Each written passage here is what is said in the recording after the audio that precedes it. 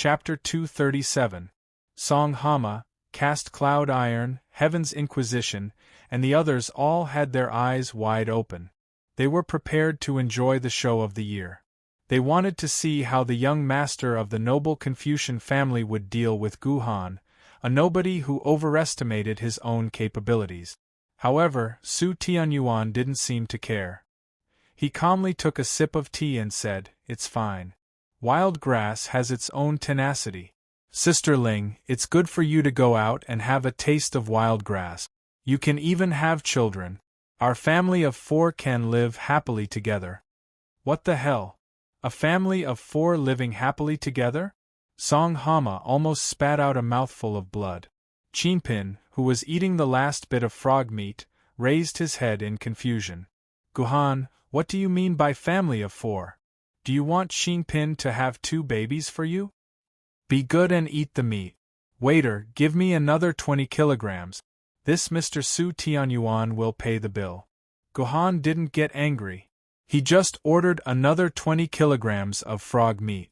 Qinpin cheered and his attention was completely attracted to the frog meat.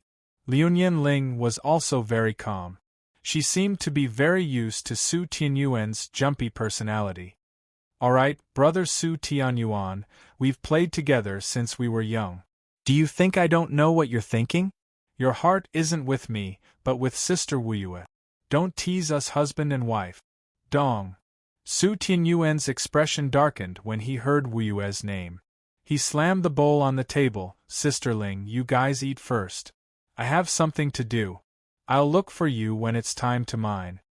After saying that, Su Tianyuan left without any hesitation. It was as if Wuyue was his reverse scale and couldn't be touched easily. Damn, what a loss. The 20 kilograms of frog meat I just ordered ended up in my own hands. Guhan felt bitter in his heart, but his expression didn't change. He could be said to be the model of a masked man. "In a while, all of you will go out to mine. However, I won't bring you out to mine like how I brought you to the camp. You will have to complete this task on your own. As for me, I will stay in Luoting camp and deal with all kinds of unexpected situations. You can move alone or in a group. In short, in these 5 days, you are free to decide how you want to complete your mission. I am only responsible for bringing you back to the Sword-Bearers Mission Center on the last day. At that time, if any of you can't complete the 3,000 quarks of dimensional crystals required by the Miling Mountain Dimensional Crystal Mines mining mission, then I'm sorry, but you'll receive a failing grade for this assessment. This will ultimately affect the overall evaluation the school will give you when you graduate." The overall evaluation Luo Fan mentioned was the evaluation the school would give the students after a year of study. Meanwhile, the various large swordsman organizations or teams would select people based on the evaluation of the swordsman. It was similar to a large company looking at a university student's 1 or 2 diplomas. Those with a high overall rating would have a higher chance of being selected by sword-wielding organizations with excellent benefits, while those with a low overall rating would have no choice but to go to inferior organizations and units, and their benefits would be much worse. Therefore, the students who graduated over the years still valued the overall evaluation given to them by the school. It symbolized a perfect starting point. Students, pay attention to this map. Luo Fan took out a map of the Miling Mountain. Each part of the Miling Mountain was marked with 7 different colors on the front. The circle of dark red land that everyone can see is the Luoting camp where we are now. Red means that the dimensional crystal mine is the most abundant. However, Yuzhang City is in charge of mining the Luoting mine, so everyone must remember not to enter the dark red area to mine. The next level is the red mine area. There are a total of 2 red mine areas near Luoting. However, these 2 mines have already been reserved by the Yuzhang Sword Sect and the Heng Mountain Sword Sect. Mining there will be the protection of the 2 high-level swordsmen from these 2 sword sects, so the safety factor is very high. However, 90% of the crystal ores mined will have to be handed over to these 2 sword sections. You will only get 10% of the crystal ores for yourselves. The crystal ores obtained this way may not even be as much as those from the inferior ore veins. After 5 days, it is almost impossible to gather 3,000 quarks of dimensional crystal ores. I suggest that all of you go to these golden ore veins. The compass pointed at the 4 golden areas on the map. These ore veins are all medium-sized ore veins. 2 of them have been contracted by some organizations, while the other 2 are public ore veins. Everyone can mine them, as long as you hand over half to the council as management fee. I personally suggest that all of you go to these 2 ore veins to mine. First, the ore veins here are rich enough. Even if you hand over half, as long as you are diligent, it will be relatively easy to gather 3,000 quarks. Second, there are quite a lot of swordsmen gathered here. With Yuan Ko barging in, the danger will be much lower if they work together. This is suitable for newbies like you. As for the dozen or so yellow areas nearby, the ore veins are relatively sparse, and there are no forces occupying them. You can mine as you wish without having to pay management fees to anyone. This way, the harvest is actually a little more than in the golden areas. But remember, there are very few swordsmen in these areas. There may be less than 5 swordsmen in one ore vein. Once a ghost or soul level Yuan Ko barges in, you are very likely to lose your life there. This is the ban that I have imposed after being a teacher in charge for 5 years. Many arrogant fellows have died in these yellow areas. If you insist on mining there, I will not stop you. You are on your own. As for these dark green, and blue areas, the ore veins in these places are sparse. It is normal to not be able to dig a crystal ore in a day. Moreover, the location is remote, and Yuan Ko appears frequently. If you go there, you will just be courting death. Luo Fan casually drew a cross on these 3 colored areas. This is the land of death. If you don't want to live, you can give it a try. One last reminder. If you see a mouse level Yuan Ko who is alone, you can try it. If you meet someone above the mouse level, and there are no teammates around, don't think too much. Let your sword maidens restrain the opponent, and then run desperately toward the crowd. That is the only way to save your lives. I will be nearby. If there is any life-threatening situation, contact me with your personal terminal. I will rush over to save you. If there is any situation, the premise is that you are still alive when I arrive. Alright, dismissed. I hope that 90% of these newbies can survive. Luo Fan shook his head and left into the distance. Although Class 22694 had only been established for a short period of time, small groups were born very quickly, from 2 to 6 people in a small team formed in a short period of a few minutes. Naturally, Gohan formed a small group with Liunian Ling and Song Hama. When they finished organizing and were ready to set off, the other groups had also formed. However, there was a student named Gu Xiao who stood there awkwardly. His interpersonal skills were not very good. After such a long time, he did not make any friends in the class. Therefore, no one took the initiative to invite him, and he was left behind. This was a very common thing. Regardless of the era, every class would have this kind of unsociable and solitary student. However, in a stable society, it might not be a big deal to be alone. However, in this world full of crisis and the possibility of death at any time, being alone meant that the death rate would greatly increase. Gu Xiao really wanted to find a group to be with. In fact, as long as he took the initiative to ask, most of the groups would accept him. After all, they were classmates. No one would not give face to a classmate. Moreover, one more person meant one more strength. Unfortunately, Gu Xiao's unsociable nature once again hurt him. When he hesitated and raised his head to find a group, all the groups had already left the square and were heading to their respective destinations. Gu Xiao had no choice but to bite the bullet and leave the camp alone. Gohan, where are we going? Gohan's group moved forward silently under Gohan's lead. However, when she saw Gohan skip the golden ore vein recommended by Luo Fan, Song Hama could not help but ask. Here. Gohan pointed to a yellow ore vein. The location of this ore vein on the map was quite remote. It was surrounded by some green and blue ore veins. Only this yellow ore vein was here, which meant that it was in an isolated position. Once there was danger, apart from the sword-bearer of the ore vein, Gohan's team would not be able to get any help in a short period of time. Gohan, I think we can. Song Hama was interrupted by Liuyan Ling halfway through his words. Here is good. Let's do it here. I didn't expect you to have such a good taste, hubby. After calling Gohan hubby for the first time, Liuyan Ling seemed to fall in love with this title. She even stopped calling Gohan and directly used the nickname of hubby. I've been here once. Although this place is marked as a yellow ore vein, the production is actually close to a golden ore vein. As long as we're lucky, we might be able to collect 3,000 quarks after digging here for a day. Liuyan Ling laughed. Why is it like this? Why is the reserve here so high? Song Hama was puzzled. Oh, because this place is too remote and the primary wall is not stable.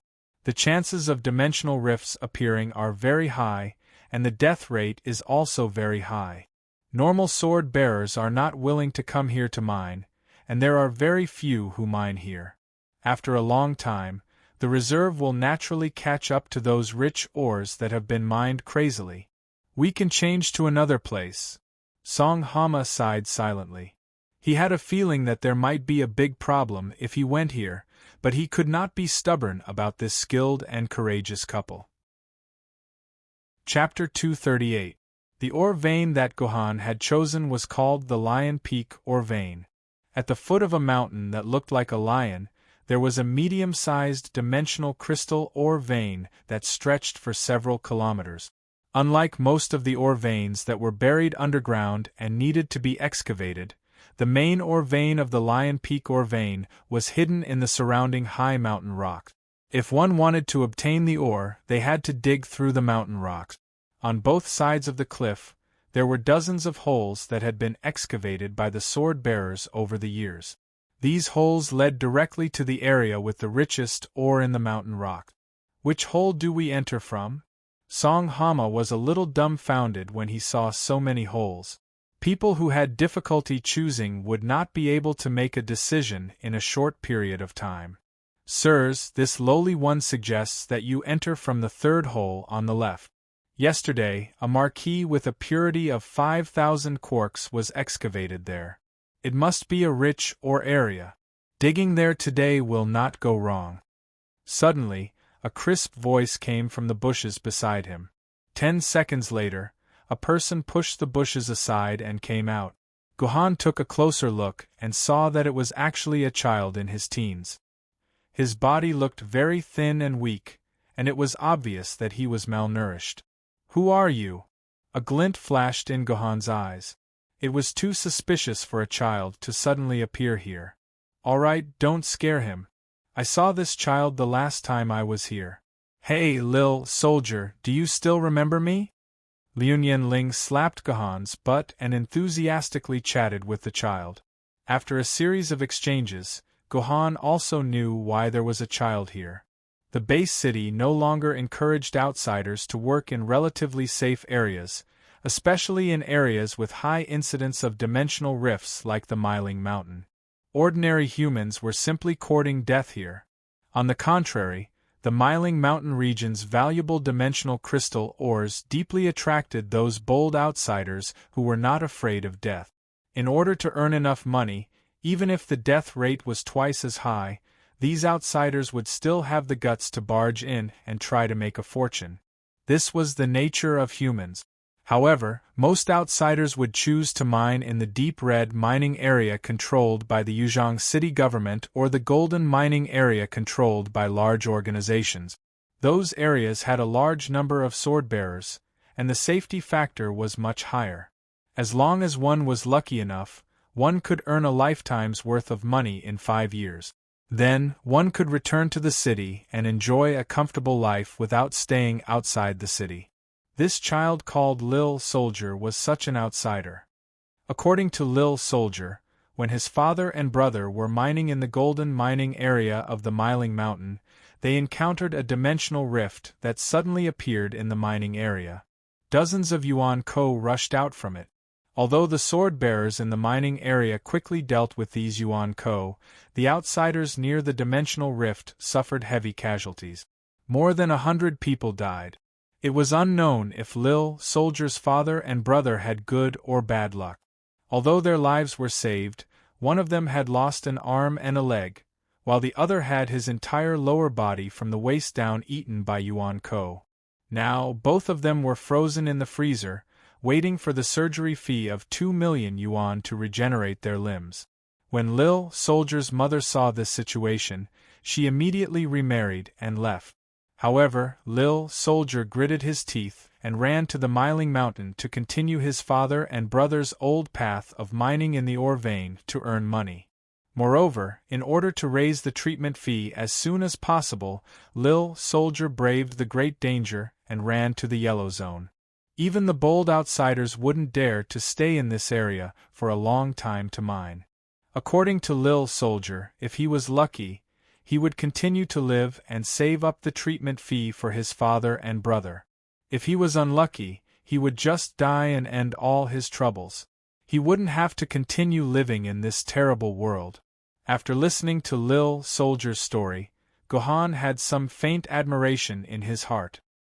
He faintly empathized with Lil Soldier because he and Lil Soldier were both living for their loved ones. Similarly, Gohan held the mentality that he would either succeed in his revenge or die and end all his troubles once and for all. "You stopped us to let us mine with you and protect you, right?" Gohan said faintly. With one sentence, he saw through Lil Soldier's thoughts. "That's right. I don't dare to ask for too much. I only hope that I can mine near the Fusers. Lil Soldier promises that I will definitely not disturb the Fusers," Lil Soldier said timidly. "Sure, lead the way." Gohan nodded. "Thank you, sirs. Thank you, sirs." Lil Soldier knelt on the ground and kowtowed a few times. Then, he rushed into the mine excitedly. Behind him, Gohan shook his head and led the team into the mine. The Lion Mountain mine was indeed a very deserted mining area. Walking in the mine, Gohan only saw 3 sword-bearers. All of them were in a state of high vigilance. The 3 sword-bearers brandished their tools as they mined, while their sword maidens held their longswords in their hands. They stood in positions with a good view of the surroundings, staring intently at the movements in every direction. Once there was any abnormal movement, they would be able to react immediately. When Gohan appeared, they all stared at him with great vigilance. After confirming that Gohan was not Yuan Ko but a sword-bearer, they were relieved and took the initiative to invite Gohan to mine with them. "No, sir. The mine here has been mined many times, and it has become thinner. This is not a good place to mine," Lil Soldier whispered to Gohan. The soldier whispered to Gohan. Gohan smiled and declined the soldier's invitation. Then, he moved deeper into the mineral vein. They walked for a few minutes, and Lil Soldier signaled for Gohan to stop. He pointed at the wall in front of them and said, "Mister, the last Marquis dimensional crystal with 5,000 quarks was dug up here. If we keep digging, we will be able to dig up more high-purity dimensional crystals." "Okay, let's dig here." Gohan nodded. He took out the mining hoe he had bought from the camp and prepared to start digging. Because the dimensional crystal ores contained sword essence, the pickaxes made of ordinary materials had no effect on the rock walls.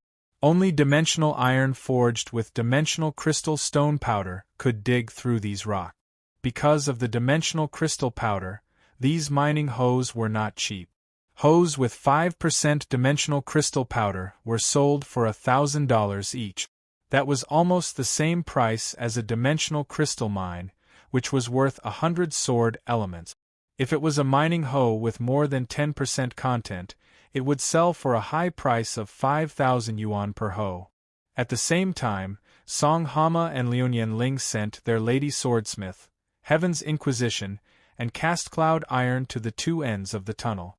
They were there to monitor the situation, just in case Yuan Ko suddenly came in and attacked Gohan. Seeing that the lady swordsmith had protected him, Lil Soldier felt relieved. He could finally mine in relative safety. Lil Soldier took out a hoe that was as tall as him from his waist. He swung the hoe a dozen times on the stone wall of the mine, and only a small piece of the rock wall was dug out by the hoe. Lil Soldier picked up the stone and used the strong light source to illuminate the entire piece of ore. Then, he carefully looked at it a few times. He shook his head helplessly and threw the stone behind him. He was ready to start digging again, but he found that Song Hama and Gohan were looking at him. He blushed and explained, "My family has a method of looking at ores passed down from generation to generation.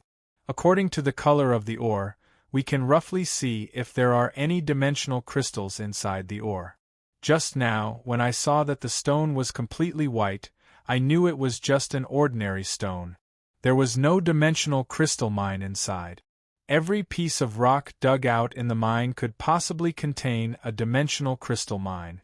However, in the absence of a very expensive special stone cutter, it was impossible to break the ore to see if there were any dimensional crystals hidden inside.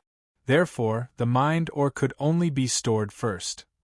When a certain amount was gathered, they would bring the ore back to the camp and rent a stone cutter in the camp to break the ore. Because no one knew what kind of dimensional crystals were hidden inside the ore, if a priceless dimensional crystal like the Duke crystal was found, they would immediately become rich. Therefore, the process of breaking the ore was also known as stone gambling. However, ordinary people like Lil Soldier did not have a spatial item like the dimensional pocket like the sword bearers. They could directly throw the mined ore into the dimensional pocket and carry a large amount of ore into the camp. They could only carry a limited amount of ore in their carry-on backpack. Over time, ordinary people like Lil Soldier lit up the stone discrimination skill point. They could determine if there were any dimensional crystals inside based on the appearance and color of the ore. However, they could only determine if there were any dimensional crystals inside and could not determine the quality of the dimensional crystals inside. Song Hama nodded as if he understood. Like Lil Soldier, he picked up his hoe and began to dig at the rock wall. But soon, Song Hama's forehead began to sweat. He dug dozens of times, but he did not dig out a single stone from the rock wall. On the other side, Lil Soldier could definitely dig out a piece of ore with just a dozen or so shovels. This made Song Hama very embarrassed. He was an 18-year-old adult. Not only was he a few years older than Lil Soldier, but his body had also been strengthened by the cast cloud iron, which was equivalent to the physical fitness of 5 or 6 ordinary people. His mining speed was actually inferior to that of a child. This was very embarrassing.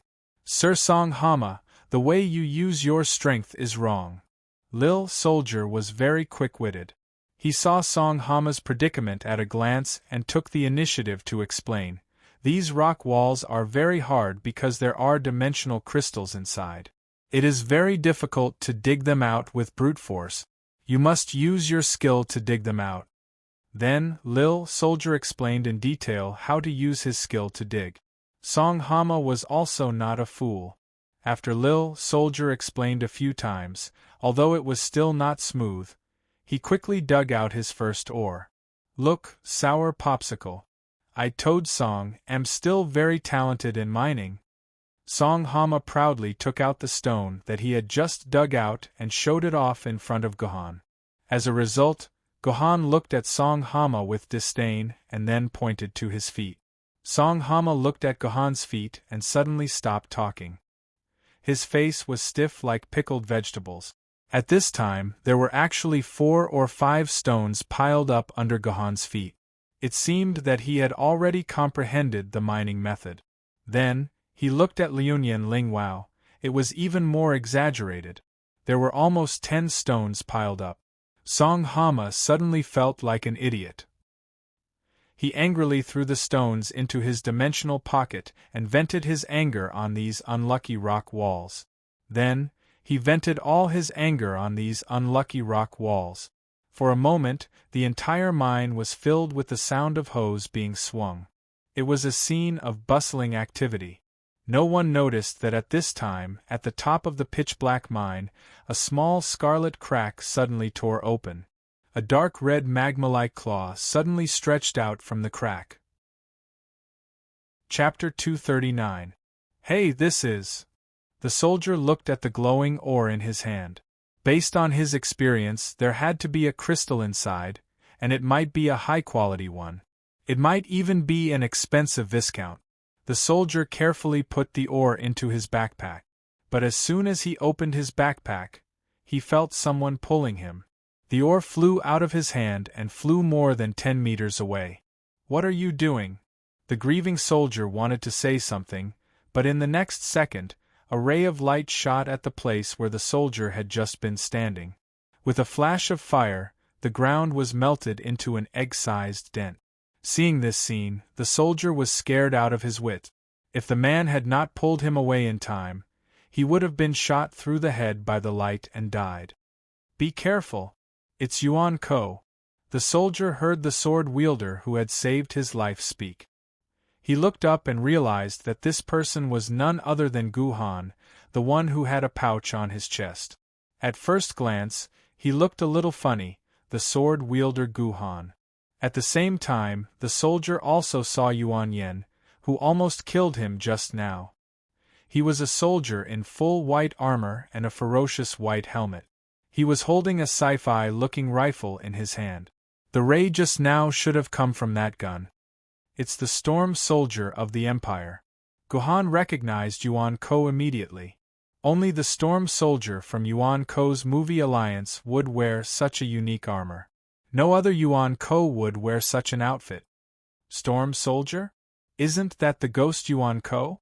Hearing the storm soldier's name, Song Hama was a little worried. This was the ghost Yuan Ko, which was a level higher than the ancient swordsman Yuan Ko. There's nothing to be afraid of. The storm soldier's blaster gun will never hit an enemy. Liu Ling did not care about the storm soldier, because the storm soldier's combat record was hilarious.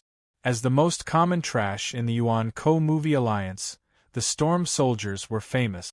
However, the reason for their popularity wasn't because of how strong they were, but because the accuracy of their blasters was hilariously cute. According to statistics, the accuracy of the storm troopers was around 0.3%. Another bottle of storm troopers would be enough to destroy them. This was the case even when they were fighting as a group. They had once set a record for a team of 20 people to shoot at an ancient sword wielder for 10 minutes, and not a single one of their shots had hit the target. Even though they were phantom soul puppets, which were above the ancient sword tier swordbearers, they could still be easily killed by ancient sword tier swordbearers. That was why they were known as white salted fish and white mascots, and were loved by many swordbearers. Heaven's Inquisition, I'll leave it to you. At this time, Sword Mistress Heaven's Inquisition, who had been standing guard outside, finally rushed over. Her expression was a little embarrassed and angry, probably because she had allowed Yuan Yen to sneak under her nose to the side of her swordsman. So Heaven's Inquisition used a killing move, aiming for the storm soldier's neck. The storm soldier panicked and raised his blaster gun to fire at Heaven's Inquisition. Unfortunately, the storm soldier had forgotten that his accuracy was lower than a salted fish's. He had clearly fired a shot at Heaven's Inquisition's chest, but the blast missed Heaven's Inquisition by more than a meter. It almost hit the soldier hiding behind Heaven's Inquisition.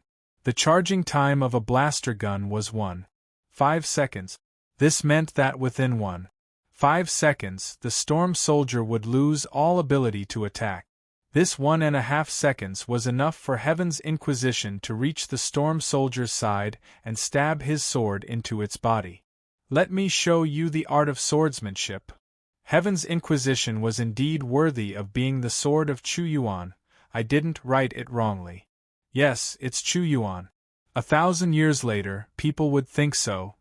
Every move was elegant and graceful. It was filled with the aura of a scholar and was filled with the flavor of art. Seeing Heaven's Inquisition's elegant sword, the storm soldier felt that he could not avoid it and would be injured. However, his subconscious made him shake his head. Then the storm soldier was pleasantly surprised to find that the blade had brushed past his ear and not pierced him. At the same time, the storm soldier's blaster was fully charged. He aimed at the chest of the Tianwen's sword, who was less than a meter away from him, and fired. Miss. If this was the game world, then this storm soldier would definitely be able to see this text appear above the enemy's head. It was less than a meter away, and even a weapon like the blaster could miss. The storm soldier's buff was truly terrifying. What happened next was rather hilarious. Heaven's Inquisition attacked 3 times in a row. Every move was executed in a graceful manner. However, he was unable to stab the storm soldier. It was as though the storm soldier was a super expert in the martial arts world. The problem was that the storm soldier's shooting accuracy was not much better than Heaven's Inquisition's. Sour popsicle, what's going on? Song Hama could not understand. How could the arrogant Heaven's Inquisition, who looked like a martial arts expert, have such a terrible hit rate? Song Hama slapped his head. I understand. Heaven's Inquisition must have been infected by the storm soldier's salted fish buff. What do you understand? Liu Ling glared at Song Hama. This made Song Hama very confused. It was Gohan who took the initiative to explain. Because Heaven's Inquisition's master is Chu Yuan, her swordsmanship is just for show. She is not as strong as Yu Wang, who lost his memory. It is normal for her to have a low hit rate. Oh, so that's the case. Song Hama suddenly understood, but immediately had a new question. Since Heaven's Inquisition's swordsmanship is so bad, how can it be ranked 3rd among the treasured swords? Her actual fighting strength is not even comparable to Gu Jian. You don't know, some sword ladies rely on swordsmanship to make a living, but some rely on passive skills to make a living. Gohan's words sounded strange, but the next moment, Song Hama understood what Gohan meant. Heaven's Inquisition, stop fooling around. Use your passive skill to get rid of this storm soldier. Sensing the deep suspicion in Song Hama's eyes, Liu Ling, who was the wielder of Heaven's Inquisition, felt insulted and ordered Heaven's Inquisition unhappily. Sigh, how can you vulgar people understand the art of swordsmanship? Take my move, Mother Earth question. Heaven's Inquisition muttered, but still followed Liu Ling's order and used his passive skill, Mother Earth question. When the storm soldier heard that his opponent was going to use Mother Earth question, he panicked at first. However, Heaven's Inquisition's attack didn't seem to have any changes after using the skill. It was still that unbelievably beautiful and artistic swordsmanship. Just like the artistic level of this swordsmanship, the accuracy was also very artistic. When the storm soldier saw the opponent's blade slash past his side and stab into the rock wall beside him, he felt relieved. What skill! He's just a salted fish. However, when the storm soldier heaved a sigh of relief, he felt a cold breeze at the bottom of his throat. He wanted to take a deep breath, but he felt like he was a bag with a hole in it. The storm soldier wanted to turn his head in fear, but he realized that his neck had already left his head. A dead end. After killing this storm soldier, Heaven's Inquisition coolly sheathed his sword. When the dimensional vortex appeared and was about to absorb the storm soldier's corpse, Heaven's Inquisition shook his long hair and placed it into the vortex. Heaven's Inquisition's sword's hilt was in her hair. If Liu Ling wanted to take back her sword in the future, wouldn't she have to grab Heaven's Inquisition sword's hair? This feeling was simply the perfect portrayal of a fight between two girls. What just happened? Song Hama was a little dazed. He clearly saw Heaven's Inquisition sword brush past the storm soldier's body, and it had already been a miss. However, in the next second, Heaven's Inquisition sword used an extremely strange posture to turn around and chop off the storm soldier's head from behind. This kind of swordsmanship was practically something that only a master swordsman like Gohan could use. Didn't people say that Heaven's Inquisition sword was just for show? Was her swordsmanship just for show? This is the power of Heaven's Inquisition sword's passive skill, Mother Earth question. This is also the reason why I said that she relied on this skill to get into the top 3 treasured sword. Gohan once again took on the role of a commentator. The effect of Mother Earth question consumes 320 points of sword chi. Yuan Ko's next attack on the ground will definitely hit, and there is a 10% chance of causing fatal damage. The maximum damage limit is 5,000 points. There is no cooldown. As long as Heaven's Inquisition sword's sword chi doesn't dry up, then Mother Earth question's passive skill will continue to be triggered. This is equivalent to giving Heaven's Inquisition sword a 100% hit rate and a 50% fatal damage super buff. With this buff, as long as Heaven's Inquisition sword's target is this storm soldier, even if her attack landing point is 108,000 meters away from the storm soldier, she will still be able to miraculously hit it. As for beheading it with one slash, that is pure luck, triggering the 10% fatal damage chance. Reality isn't a game, there is no such thing as a health bar. Even if the neck is slashed, as long as the health bar isn't empty, Yuan Ko won't die. In reality, as long as the head is chopped off, there is no doubt that he will die. Thank you, sir, for saving my life. Thank you, sir, for saving my life. Seeing that the crisis was over and that the storm soldier had been sucked away by the dimensional whirlpool, the soldier hurriedly knelt in front of Gohan and kowtowed with all his might in gratitude. Don't be in a hurry to thank me. Gohan held onto the soldier's head. The battle isn't over yet. That's right, there seems to be a big guy here. It won't be too late for you to thank me after we kill it. Chapter 240. I smell sulfur. It seems like there's a guy from hell here. Fleeting Time Ling sniffed his nose and smiled at Gohan. It was as if he was provoking Gohan. Do you have the ability to sniff out that Yuan Yen is from hell? Gohan shrugged his shoulders. He had never fought with Yuan Ko from hell, so of course, he didn't rely on his sense of smell to determine Yuan Ko's origin. This is a cunning guy. Relying on his invisibility, he walks around us unscrupulously. Husband Gohan, can you find this annoying guy? Liu Ling narrowed her eyes and looked at Gohan. I can't find it, but I know that no matter how treacherous a wild wolf is, there will be a time when it jumps out to attack. For example, now is a good time.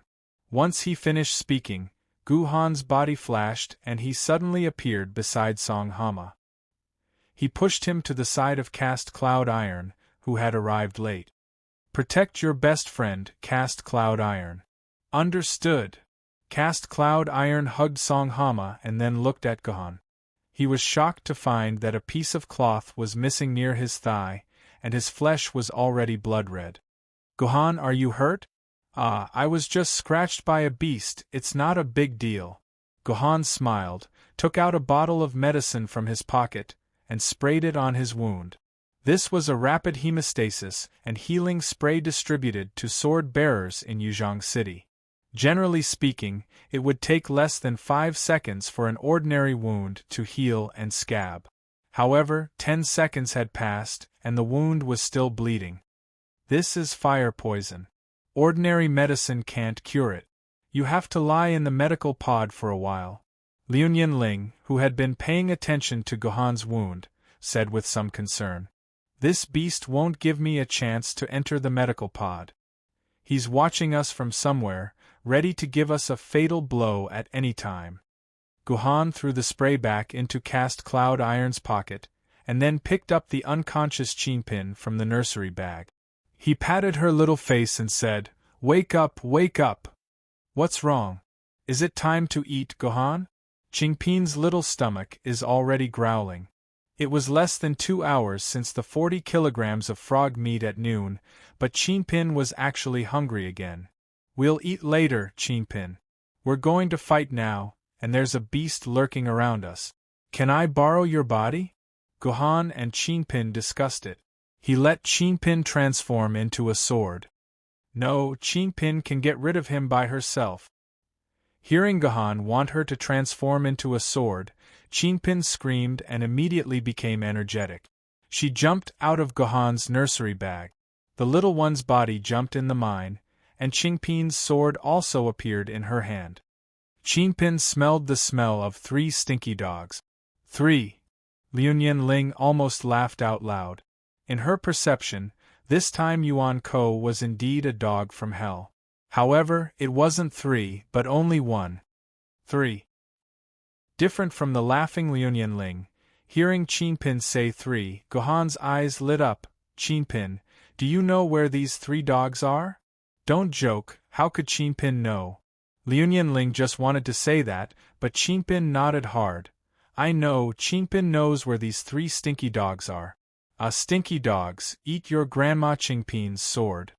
Seeing Qingpin shouting and charging towards Liu Ling wanted to laugh again. Hubby Gohan, look after your Qingpin. How could that bastard be by my side? There has never been a Yuan Ko that could get within 5 meters of me without me noticing. When she said the word, Liu Ling's expression suddenly changed. She felt a huge murderous aura, as well as a strong smell of sulfur, charging towards her. The distance between them was less than 3 meters, and it seemed like it would reach her in an instant. At this moment, Heaven's Inquisition was still over 10 meters away from Liu Ling. It was too late to call for Heaven's Inquisition. In a moment of desperation, Liu Ling directly pulled out a crimson long sword from her back and blocked in front of her. Then, her entire body was sent flying for 7 to 8 meters, crashing heavily into the stone wall. Grandma Qingpin, I've found you. At the same time, Qingpin, who was brandishing the sword that was even longer than Qingpin, held it with both hands and stabbed it down with all her might at the empty spot where Liu Ling had been attacked. Qingpin had indeed used all her strength, and her little face was flushed red from holding it in. Awoo! Awoo! Awoo! 3 mournful cries rang out at the same time. A crimson dog with 3 heads, about the size of 2 humans, instantly fell out of the void and fell to the ground. The side of its abdomen had been stabbed by Qingpin's sword. It's a Cerberus. Liu Ling, who was struggling to stand up, immediately recognized the origin of this vicious dog. It was a Cerberus from the western world of Warcraft camp. Its 3 heads were simply too conspicuous, and there was no sword-bearer who didn't know of this terrifying Yuan Ko. This is going to be troublesome. Liu Ling spat out a mouthful of blood. The Cerberus was a peak soul rank Yuan Ko, and the demon beast that Gohan had fought before was a Yuan Ko of the same level. In other words, the Cerberus was even more threatening than the demon beast. The Cerberus was a legendary demon beast that guarded the gates of hell. It had 3 different heads, and could release fire magic, dark magic, and necromancy magic respectively. Each head had the strength of a peak soul rank demon, and when it fought together, it was equivalent to 5 peak soul ranked Yuan Ko. Its strength was already close to the Flood Dragon level Yuan Ko, which was equivalent to a famed sword-tier swordbearer. Husband Gohan, don't go near him. Protect yourself and the toad. You're not a match for this Cerberus. Only my Heaven's Inquisition can deal with it. Liu Ling was speaking the truth. If Gohan was only an ancient sword-tier swordbearer with less than 1,000 quarks of sword essence, he might be able to defeat this Cerberus unless he used all his trump cards. However, Gohan was now a sword-bearer with more than 2,100 quarks of sword essence. It would not be a problem for him to deal with this Cerberus. However, when he heard Liu Ling telling him to protect himself and that she would deal with this demon beast, Gohan felt a warmth in his heart. Was there finally someone willing to stand in front of him and protect him? Liu Ling was a direct descendant of the Liu family. She had many more tricks up her sleeves than he did. Moreover, her sword lady was the 3rd-ranked Heaven's Inquisition sword. It would not be a problem for her to deal with a Cerberus. That was why Gohan chose to listen to Liu Ling and stood quietly beside Song Hama and the soldier. He did not interfere with the battle between Liu Ling and the Cerberus. He only guarded Song Hama, lest he be killed by a sneak attack from the Cerberus. It was not an exaggeration to say that the Cerberus had the ability to kill Song Hama in an instant. Tui! Liu Ling spat out another mouthful of blood. Heaven's Inquisition, use might of the ghost. Show this demon from hell your ability to repel gods and ghosts. Understood. The Heaven's Inquisition sword shot forward and appeared beside the Cerberus. The Heaven's Inquisition sword in Heaven's Inquisition sword's hand began to emit a golden light. Even the powerful Cerberus could not help but take a few steps back in fear when it saw the golden light. It could sense that the golden light could cause a terrifying amount of damage to it. Might of the Ghost. The sword technique unleashed by the Heaven's Inquisition sword was as magnificent as art. It heavily slashed down on the Cerberus's body. No, the blade of the sword brushed past one of the Cerberus's heads and slashed down on the ground. One had to admit that the power of the sword was very strong. A few pieces of the hard ores were sent flying. However, the soldier with sharp eyes and nimble hands picked them up and stealthily stuffed them into his backpack. Awo! The Cerberus let out a furious roar and leaped forward. Both of its heads shot out two balls of light, one red and one black. The Cerberus was not a storm soldier with a buff. The two balls of energy accurately struck Heaven's Inquisition's body, sending it flying 7 to 8 meters away like its master. The power of the two balls of energy from the Cerberus was not to be underestimated. Heaven's Inquisition's personal shield had been hit so hard that it began to ripple. This was a sign that its energy level was less than 30% and could collapse at any moment. Actually, Heaven's Inquisition's personal shield wasn't that weak. After all, she was a Confucian swordmistress, who specialized in defense. Unfortunately, Liu Ling had only become a swordswoman for slightly more than a week. Even if she had a large amount of resources from the Liu family to nurture her, the amount of sword essence in her body wouldn't be that high. Furthermore, his opponent was a pinnacle soul realm Cerberus, a Cerberus. Purely from the might of its attacks, it wasn't any weaker than a flood dragon Yuanzhen. It wasn't strange for it to be able to destroy Heaven's Inquisition's protective shield with just a few energy bullets. Poochie! The Cerberus spat out a flaming tail in disdain. It rubbed its feet on the ground with a ferocious look on its face. A new ball of energy was brewing in its 3 heads, and its target was the collapsed Heaven's Inquisition. In its perception, Heaven's Inquisition was the greatest threat. It had to get rid of this opponent first. Heaven's Inquisition, run! Liu Ling shouted.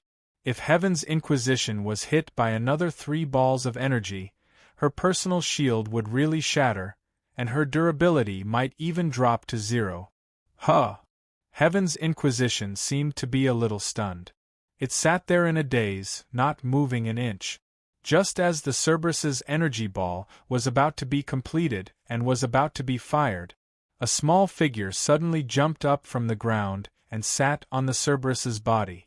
Smelly doggy, your mouth stinks. You've ruined Qingpin's nose. Qingpin doesn't like you.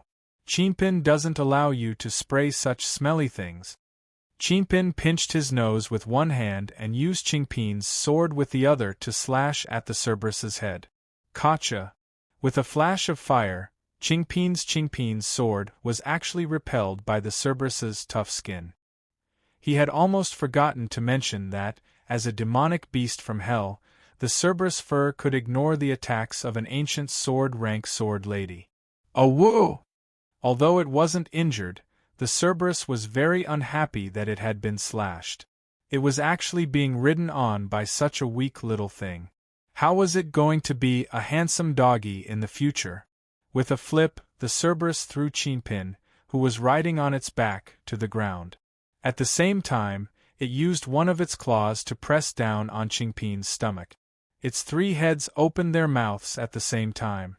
This beast was prepared to use 3 balls of energy that even Heaven's Inquisition sword couldn't withstand to send Qin on his way. Qin! Gohan roared angrily and rushed out from his position, pouncing towards his precious sword Maiden, Qin. Qin, nothing must happen to you. Otherwise I will never forgive myself. Gohan screamed in his heart. Chapter 241. Many readers have asked me about the Yuan-Ko system, but I haven't explained it clearly. I want everyone to discover the fun of this system. If you read it carefully, you should understand Yuan-Ko's level by now. For those who didn't look carefully, I'll just keep everyone in suspense. I'll just announce it to everyone here. The Sword Lady's levels are Ancient Sword, Treasured Sword, Famous Sword, Spiritual Sword, Immortal Sword, and Emperor Sword. Among them, the Ancient Sword rank corresponded to the Rat rank and the Tiger rank. The Tiger rank was stronger than the Rat rank, and so on. The Treasure Sword rank corresponded to the Ghost rank and the Soul rank. The Famous Sword rank corresponded to the Dragon rank and the Dragon rank. The Spirit Sword rank corresponded to the Nether rank and the Meteor rank. The Immortal Sword rank corresponded to the Universe rank and the Universe rank. The order is Rat, Tiger, Ghost, Soul, Dragon, Nether, Meteor, Universe, Eon, Flood, and Desolate. Qin. Gohan's cry was a little mournful, because he suddenly realized that the poor girl was too far away from him. So far that when he ran over, the 3 energy balls in the Cerberus's mouth had already exploded on the poor girl's body, turning her into a pile of cooked meat. Gohan really wanted to take back Qin, just like how he questioned the fake swordsman yesterday. However, Gohan couldn't, because Cerberus's claws were pressed against Qin's stomach. This meant that Qin's body was directly in contact with Yuan-Ko. No one knew why, but as long as a strand of the Sword Lady's hair was in contact with Yuan-Ko, or Yuan-Ko's continuous attacks, the Sword Lady couldn't fly back to the swordsman's hand. She had to be completely separated from Yuan-Ko before she could regain the ability to return to her sword. It's all my fault. If only I had stopped Qin just now and told her not to fight Cerberus. I forgot that this isn't a game world that will be closed for 3 days at most.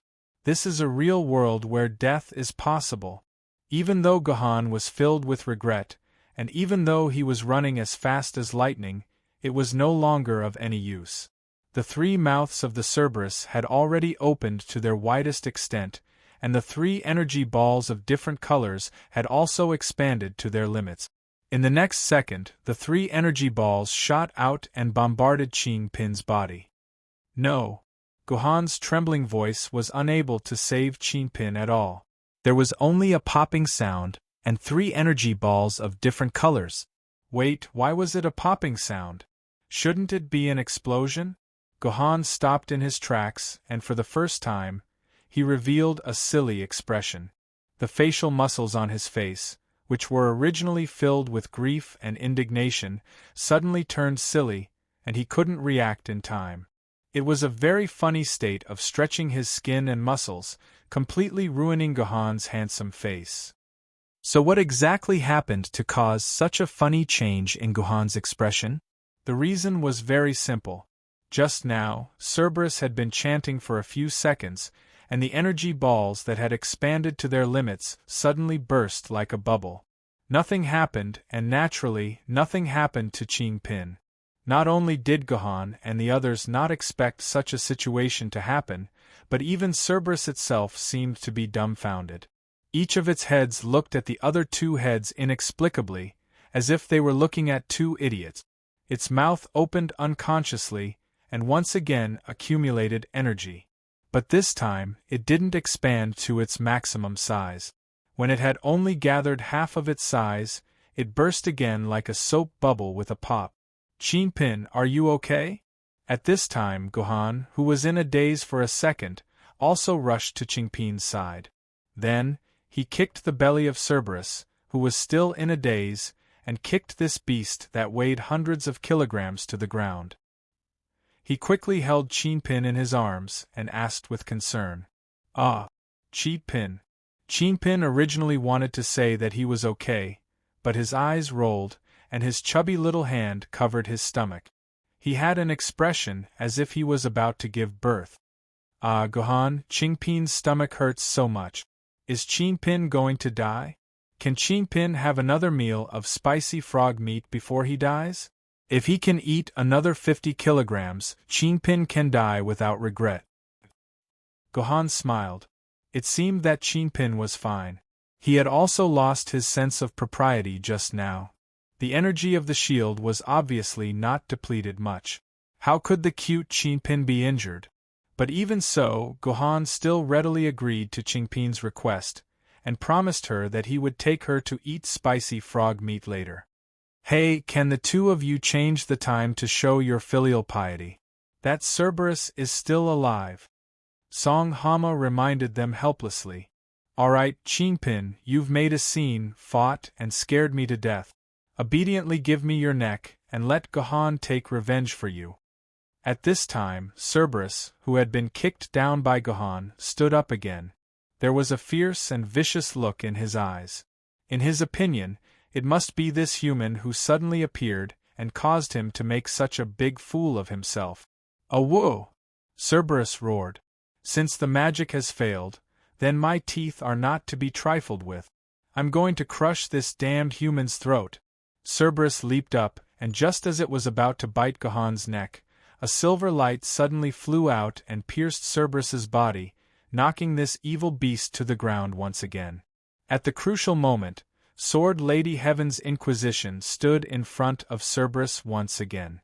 Heaven's Inquisition, continue to use Ask Ghost and God to deal with this Yuan Ko. Also, remember to use Ask Mother Earth at all times, don't forget it again. Liu Ling instructed Heaven's Inquisition with a livid face. This cold goddess seemed to have a problem with her brain. She kept forgetting to use her passive skill, Ask Mother Earth. If she didn't use this skill, she wouldn't even be able to hit a stationary object. Heaven's Inquisition's face turned red, and the blade once again shone with a dazzling golden light. Cerberus still felt an astonishing deterrent. However, Cerberus, who had experienced it once, didn't take Heaven's Inquisition's sword to heart. Since the other party couldn't hit it, why not eat this annoying human first? Most of the time, experience could help people get the right result, but sometimes experience could kill a dog. Cerberus didn't expect that Heaven's Inquisition's light blade, which was bound to miss its body, would actually cleave its neck. The golden light struck Cerberus's body, and like a piece of pork thrown into a pot of oil, it let out a sizzling sound, and oil splattered everywhere. Then, a huge dog head flew up and fell to the ground, falling flat on its face. Cerberus started to panic. It didn't understand why its skin, which was harder than steel, couldn't defend against the Sword Lady's attack. One of its heads was easily chopped off. It only had 2 heads. Didn't that mean that it could only withstand 2 slashes? As creatures of hell, cunning was in their nature. When they found themselves at a disadvantage, escaping was their instinctive choice. Now that one of its heads was blocked by Heaven's Inquisition, Cerberus didn't dare to break through from there. On the other side, there were only a few stupid and weak humans. Cerberus naturally treated these humans as its target. It even felt that it could bite off 1 or 2 of their necks and escape calmly to take revenge for its decapitation. Unfortunately, Cerberus didn't know that it wasn't choosing a path of survival, but a path of death. Because at this moment, a certain person who was holding on to Chinpin's sword was burning with rage, and this rage was only enough to burn it to death a dozen times. More than 10 rainbow-like sword auras surged over, colliding heavily with Cerberus, who was just about to escape. Then, this magical beast, which was about to use Gohan as a breakthrough point, had its 2 dog heads split into pieces, and its magma-like blood splattered all over the mine. Absorb it well. Collect more for me. Otherwise, I won't even have enough money to buy frog meat. The dimensional vortex arrived as promised, which meant that Cerberus was really dead. However, the position of this vortex was relatively high, about 2 meters. With Qing Pin's height, her cute little neck couldn't reach the entrance of the vortex. Therefore, Gohan held on to Qing Pin's little but with one hand and helped Qing Pin extend her neck into the dimensional vortex so that Qing Pin could absorb the sword essence in the dimensional vortex. You don't say. Pure cotton panties feel so good. Also, why is Qing Pin's little but so flat? If I drag it up, I'll touch her pelvis. Isn't there a lot of flesh on her face? Gohan, who was holding on to Qing Pin's little butt, had some inexplicable thoughts in his mind. At this moment, Liuyan Ling, who had finished cleaning up her wounds, also walked to Gohan's side. She spoke in a sarcastic and dissatisfied tone. "Hubby Gohan, I didn't expect you to be so well hidden." "What do you mean?" Gohan stopped letting his thoughts run wild and turned to deal with the troublesome woman. "Liuyan Ling, what do I mean? Let me ask you, were you the one who used those sword auras just now?" Liuyan Ling questioned. "It was me," Gohan admitted readily. She had already seen through him, so there was nothing to deny. "All right, which family's young master are you from? Back in the sword burial grounds, why did you pretend that you didn't know any martial arts? I saw that sword aura just now. It's impossible to use it without 5 or 6 years of training." It turned out that Liuyan Ling was so angry because she remembered that day in the sword burial grounds, when Gohan had risked his life to save her. No wonder Gohan had only used less than a minute to learn the 5 fleeting forms. It turned out that he was an expert swordsman and a great expert who could use sword auras. He was the great sword master. When Liuyan Ling thought of this, she felt like she was about to explode with anger. Why did she shamelessly stay by Gohan's side? Was this the reason? Was she a complete idiot? Liuyan Ling was looking forward to Gohan's answer. Chapter 242. Gohan had already guessed the current situation when he used his sword chi to kill the Cerberus. He had also guessed that Liuyan Ling would definitely flip out. The current situation was all within Gohan's grasp and expectations. It wasn't that Gohan couldn't use other methods to deal with this Yuan Ko. Even if he didn't use his sword chi and used the 5 forms of fleeting time that Liuyan Ling had taught him, he could still kill the Cerberus. It would just take a little more effort. Perhaps Gohan didn't even need to kill his opponent. He only needed to hold it back and wait for Liuyan Ling to make a move. This way, he could hide the fact that he had practiced ancient martial arts for a long time and had extremely powerful swordsmanship. However, Gohan didn't plan on hiding it. He understood that secrets could be hidden forever, but a person's strength couldn't be hidden forever. Unless Gohan decided to be an ordinary swordsman and live out his life normally. Unfortunately, Gohan didn't plan on being an ordinary person. As the main character of the story, he couldn't be an ordinary person either. One day, Gohan would expose his strength to Liuyan Ling due to various reasons. Rather than passively exposing it when it was out of his control, it was better for Gohan to take the initiative now. That way, the initiative would be in Gohan's hands. This was because Gohan didn't plan on losing Liuyan Ling as a friend or as a self-entertaining husband and wife. In other words, he didn't want to lose Liuyan Ling, who was a good target for him to make use of. The Liuyan family could help him reach the peak quickly. Gohan hoped that was the case. Unlike most main characters who wanted to rely on their own strength to become strong, Gohan never objected to using their strength to achieve his goals. Whether it was living off a woman or relying on his wife, it didn't matter. Actual strength was the most important. When he stood at the peak of the world with strength that could sweep through the peak, who would dare to use such words to describe him? If it was necessary, Gohan didn't mind making his and Liuyan Ling's joking title a reality. Although Liuyan Ling wasn't good-looking, she was quite pleasing to the eye. Although she had the arrogance of a young miss, her heart was unexpectedly kind. If he could marry Liuyan Ling, it would be a good ending. Liuyan Ling would be a good wife. The most fortunate thing for Gohan was that he didn't have a woman he liked. This way, he wouldn't have to struggle between profit and love. As for Qing Pin, King Yu, it didn't matter. Even if the sword-bearer and his sword lady slept on the same bed, it wouldn't be a big deal. The relationship between a sword-bearer and a sword-mistress was a relationship that transcended love, and the relationship between a sword-bearer and a sword-mistress was also a physical relationship that transcended ordinary physical relationship. In short, under the continuous guidance and indoctrination of the Sword Council for 1,000 years, human wives could very naturally accept their sword-bearer and his sword-mistress maintaining a negative distance. It was just like how women in ancient times perfectly accepted the feudal dregs of having multiple wives and concubines, and would feel ashamed if their husbands had fewer women. Gohan had to maintain a good relationship with Liuyan Ling. He had to ensure that this relationship would last for a long time.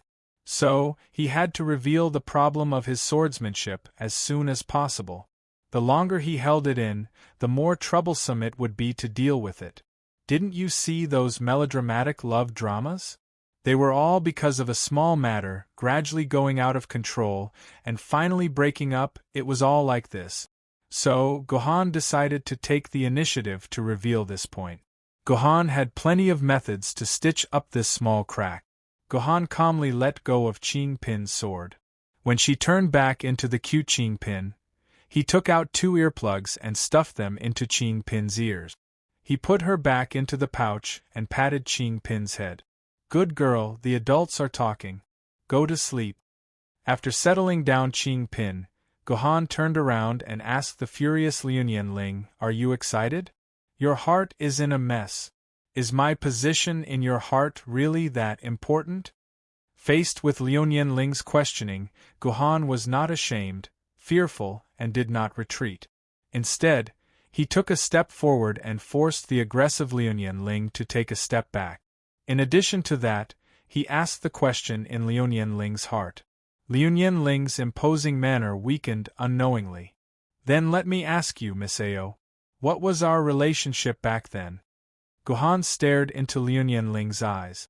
"Please think about it seriously. What was our relationship back then?" Liuyan Ling wanted to say that they were friends, but she swallowed the words when they were at the tip of her tongue. It was true that she was friends with Gohan now. But at that time, he and Gohan were complete rivals. For the sake of the immortal sword, they almost fought each other to the death. How could they be considered friends? "We were rivals back then, right?" Gohan smiled and took another step forward. Liuyan Ling was forced to take another step back, and her imposing manner weakened again. "Why can't I hide something from you? Who is my rival?" Gohan took another step forward, and Liuyan Ling took another step back.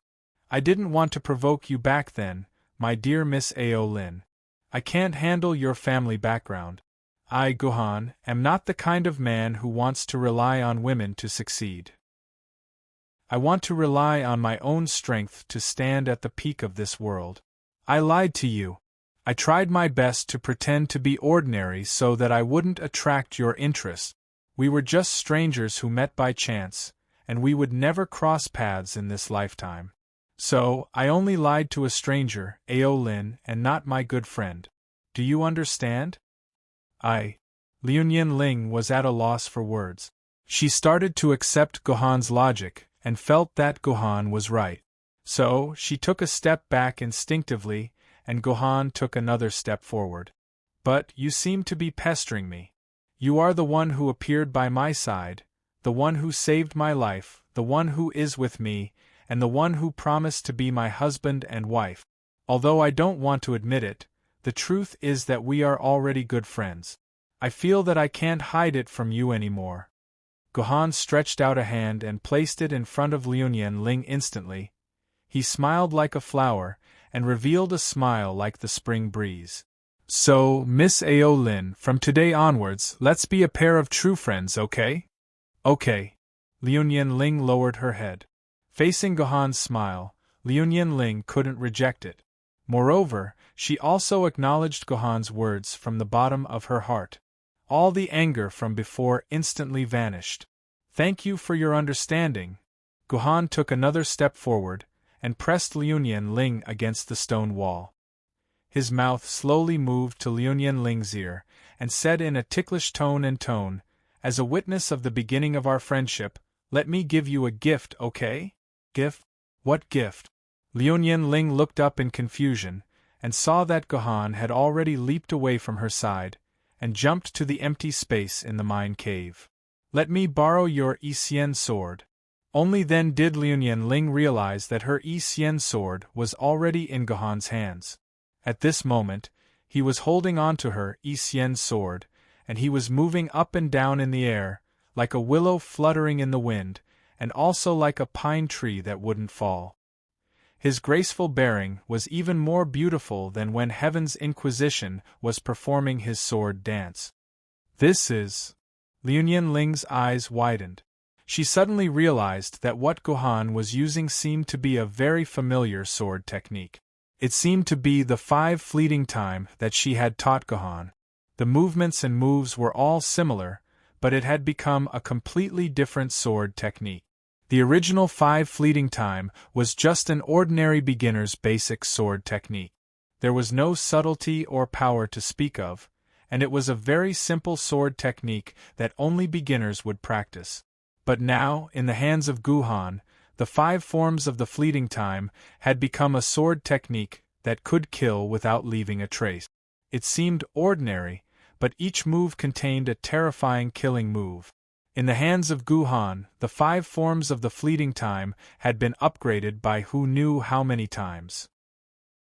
It had become a sword technique that could be passed down from generation to generation in a small aristocratic family.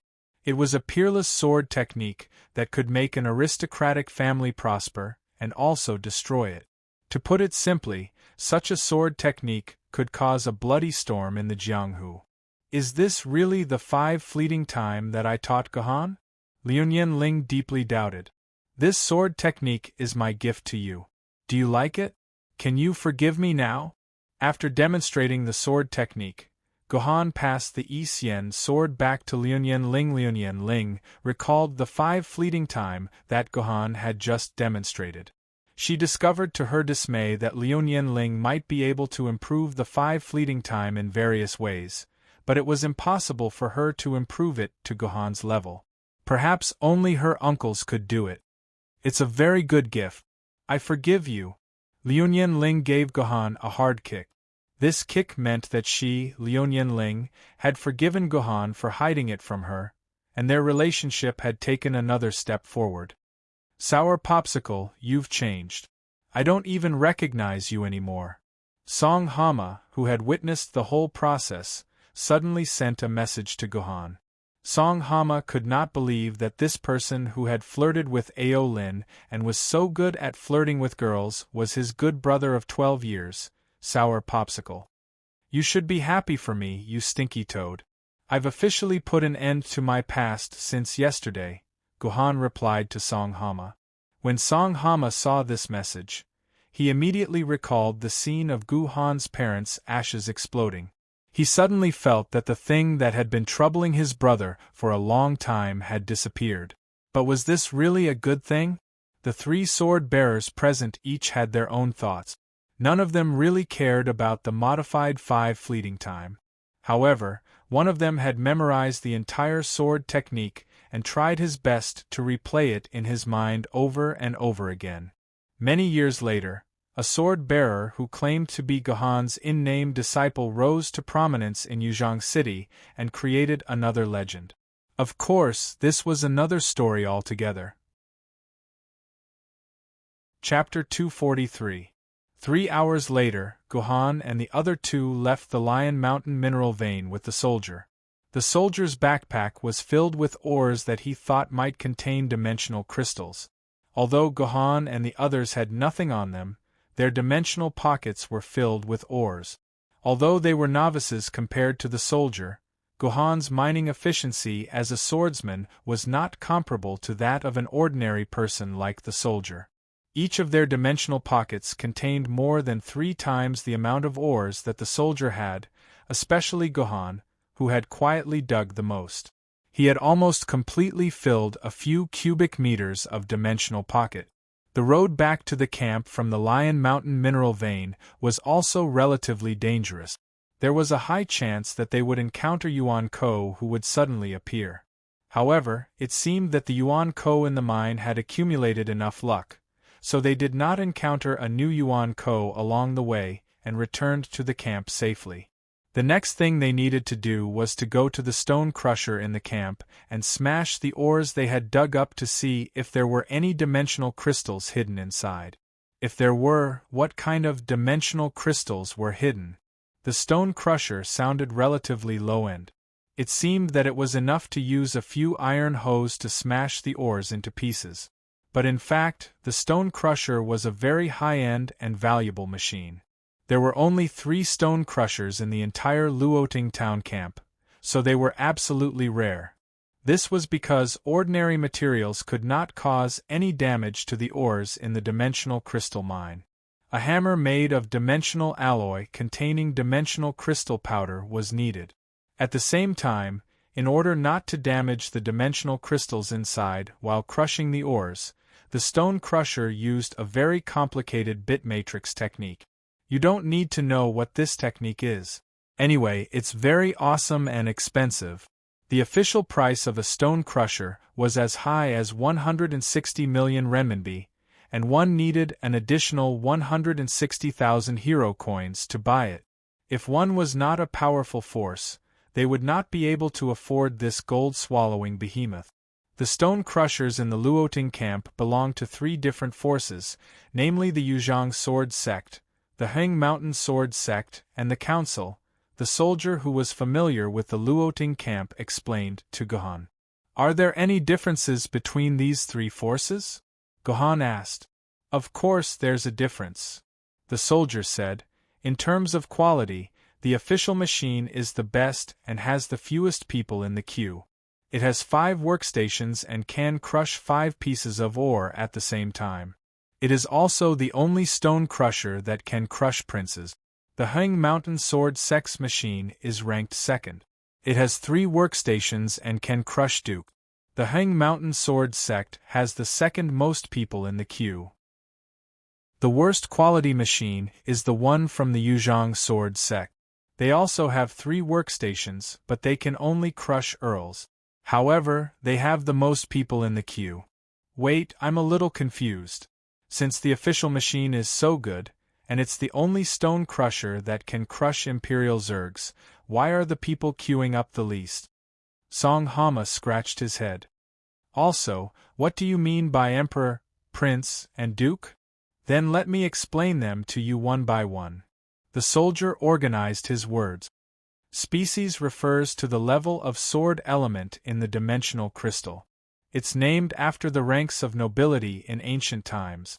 The worst is the Baron type, which is the dimensional crystal that contains sword element between 10 to 100 quarks. It's also the most produced crystal. Just Miling Mountain alone has millions of Baron types dug out every year. Next is the Viscount type. The production is about hundreds of thousands, and the content is between 100 to 1,000 quarks. Then is the Earl type.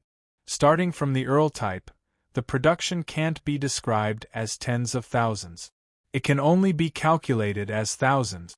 The Earl type's production is no more than 8,000 a year, and the sword element content is between 1,000 to 10,000 quarks. After that, there are 10,000 to 100,000 marquises, 100,000 to 1 million dukes, 1 million to 10 million dukes, 10 million to 10 million dukes, 10 to 100 million princes, and 100 to 1 billion imperial zergs. The soldier's words were getting more and more unbelievable. The prince type actually had a sword element content of 100 to 1 billion. This was equivalent to the sword element in Ten Jiandi's body. Is there really such a terrifying dimensional crystal in the world? Song Hama asked in disbelief.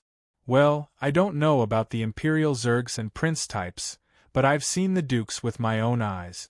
It was last autumn. An ordinary human dug it out of the Yuzhang Sword Sect's mine. When the stone crusher broke open the outer layer of the mine, the dazzling light could illuminate the entire Miling Mountain. Even the sun's light was covered by it. Later, he sold the dukes to the Yuzhang sword sect on the spot for 80 million renminbi. Later, I heard that the Yuzhang sword sect sold the dukes to the great Confucian family. The price was 10 times higher, and they sold it for 800 million. When he said this, the soldier's expression was full of envy. The person who dug it out went back and bought a citizenship spot. He even bought a small room in the core area of 10 square meters.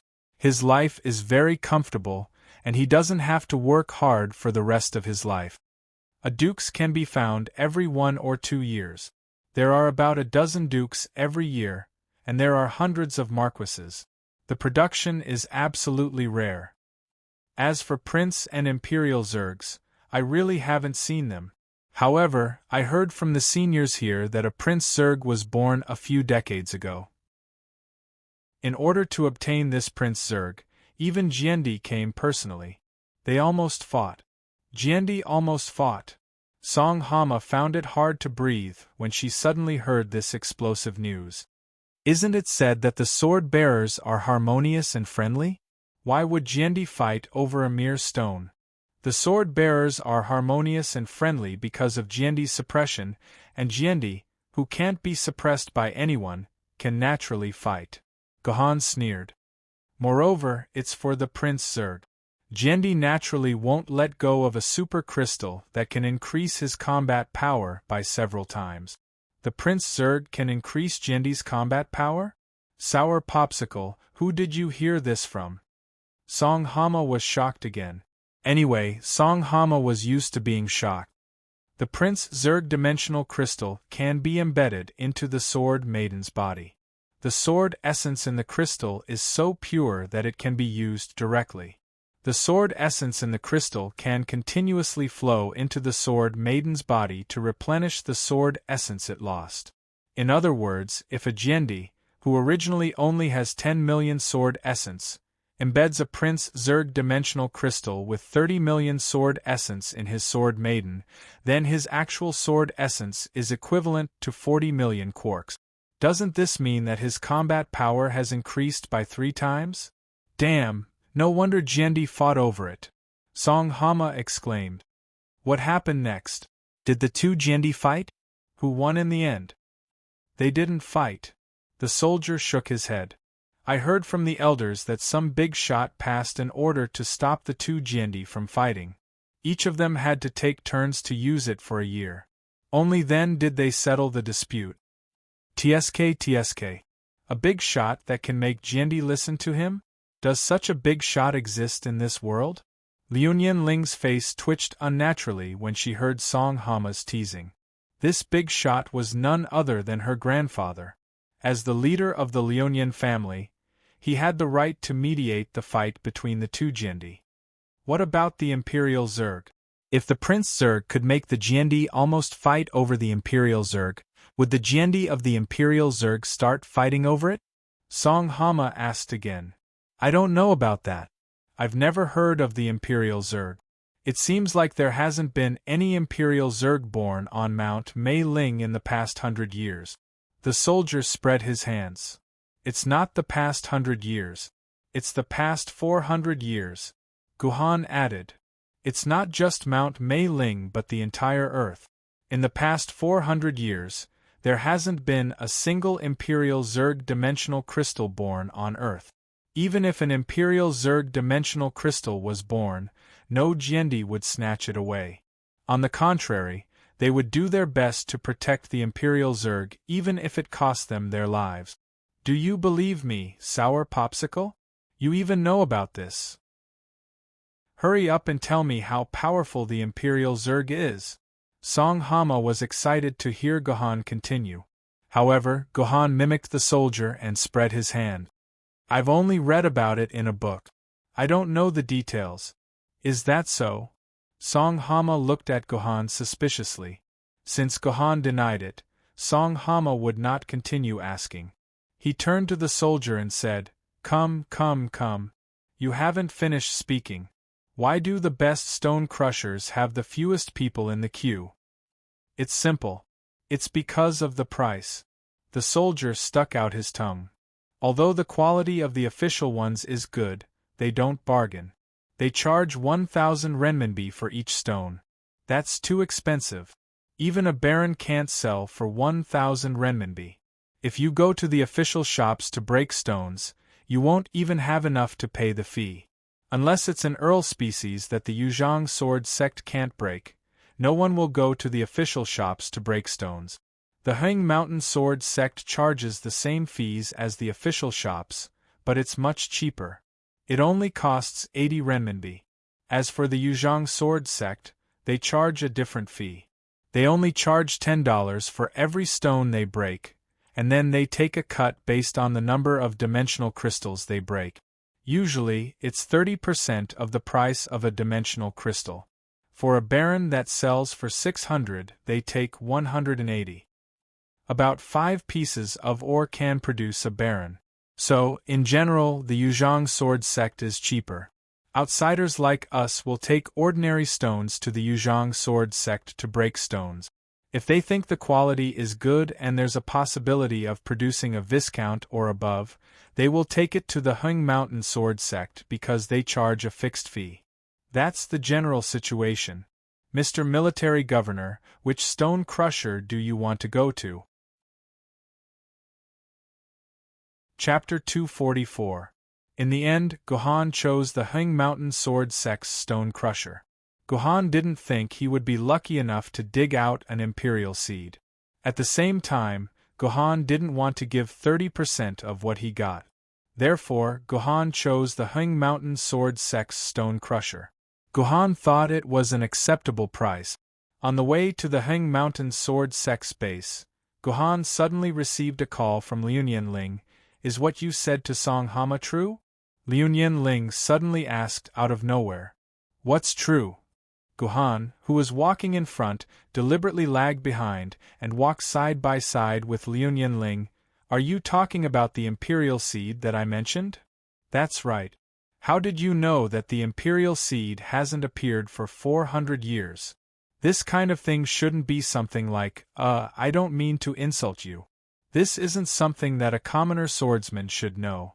The commoner swordsman Liu Ling was referring to was a swordsman who had become a swordsman from an ordinary human bloodline. There were no records of an ancestor becoming a swordsman, so such a swordsman was called a commoner swordsman. In the first few hundred years after the apocalypse, commoner swordsmen were the mainstream. Most swordsmen didn't have any swordsman bloodline, so there was no such thing as a commoner swordsman. It wasn't until the last few hundred years that the ancestors of new swordsmen had swordsman bloodline.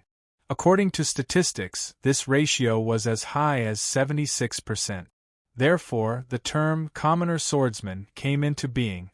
Generally speaking, if one's ancestor had the bloodline of a swordsman, the chances of advancing would be much higher. Moreover, the ancestors would also leave behind a lot of resources. As a result, the commoner swordsmen became the weakest group. Although no one dared to say it out loud, the term commoner swordsman had a very negative connotation. If someone with a bad temper heard it, they would immediately start a duel. In fact, most of the sword bearers in the aristocratic families don't know about it either. Only aristocratic families like ours, which have been around for hundreds of years, know about the imperial zergs. We know that it hasn't appeared for 400 years and that it's a precious treasure that needs all the Jiandi's protection. Gohan, how do you know about these things? Liu Ling was full of doubts. She was so concerned about this problem because the imperial zergs were of utmost importance. She could not afford to let any information leak out. Secondly, Gohan had told him that he was not a disciple of an aristocratic family. He had only obtained a set of peerless sword skills called the solitary 9 swords from a white-haired old man. That was how he had learned the peerless sword skills and sword chi. Liu Ling only believed half of it. However, Liu Ling was sure that Gohan was not the descendant of an aristocratic family. That was because the descendants of aristocratic families had a unique smell.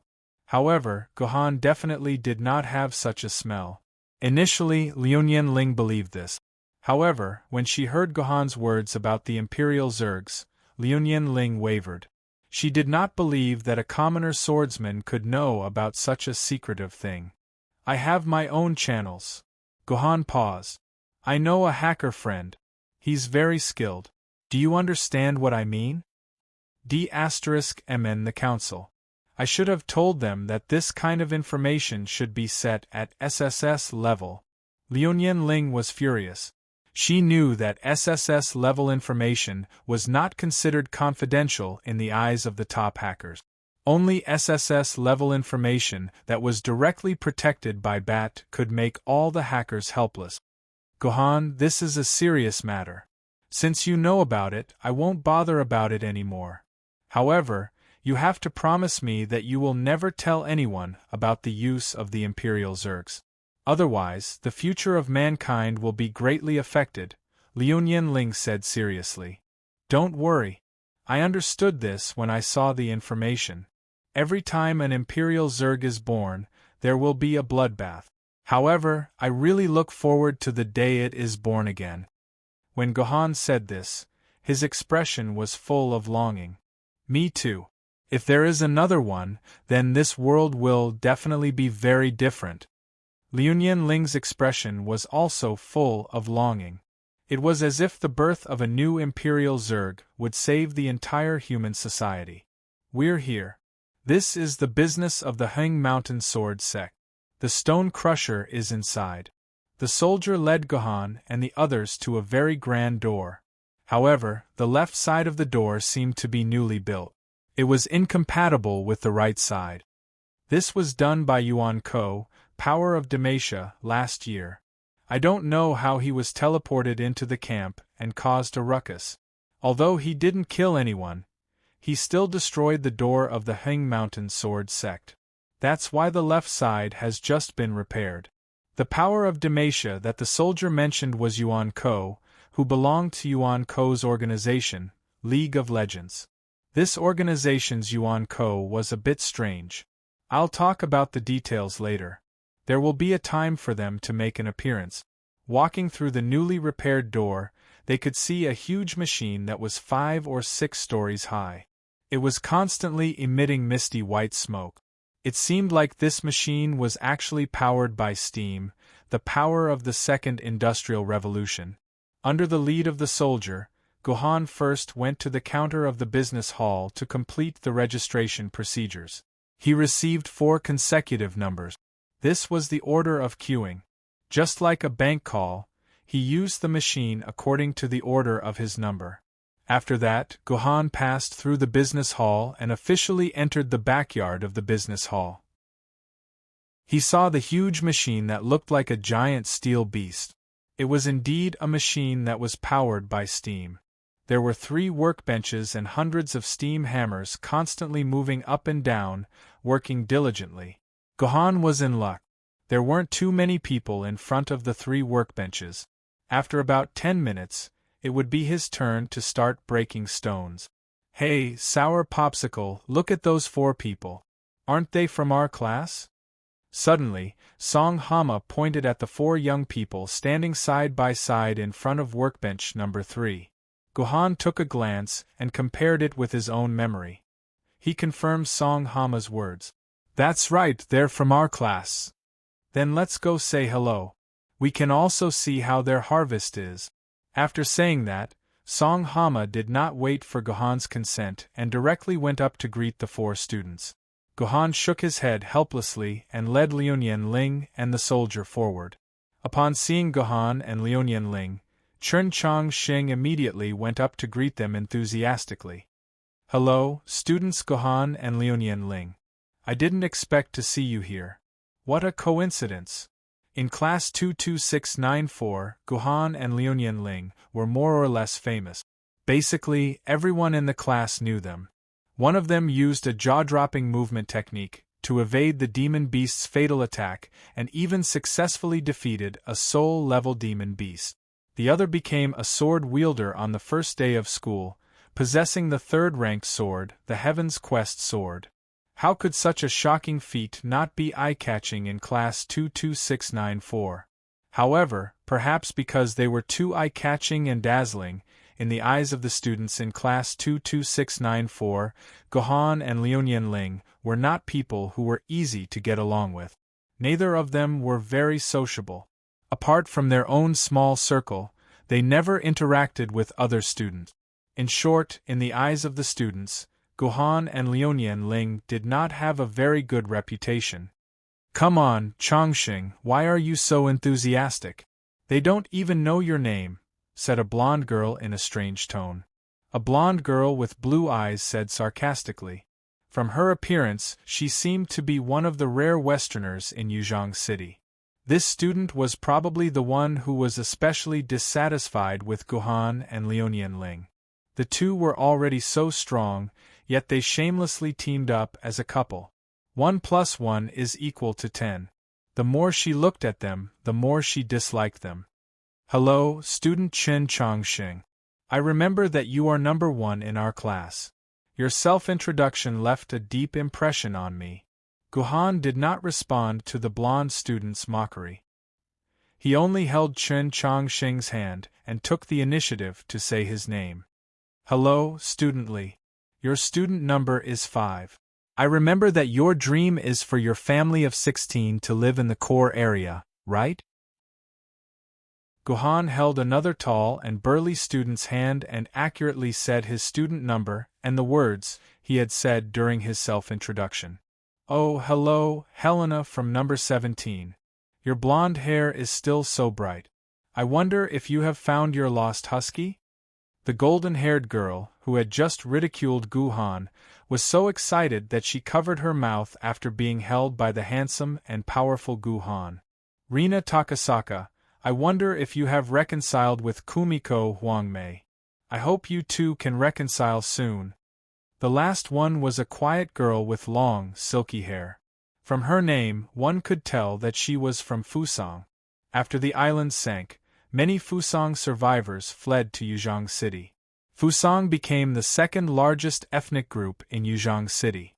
However, even though they were the second largest ethnic group, they were still a minority and could not be compared to the Han in terms of population. Hearing Gohan say their student numbers and names without missing a single word, the 4 of them immediately felt less annoyed by Gohan. This elite actually remembered their names and student numbers. It seemed that he also paid a lot of attention to them. "Alright, let's cut the pleasantries. You guys have been breaking stones for a long time. Did you guys find anything good? What barren species? Viscount species?" Song Hama asked eagerly. That was what he wanted to know the most. Chen Chongqing and the others exchanged glances. Then, Reina Takasaka took out a pink dimensional crystal from her dimensional pocket.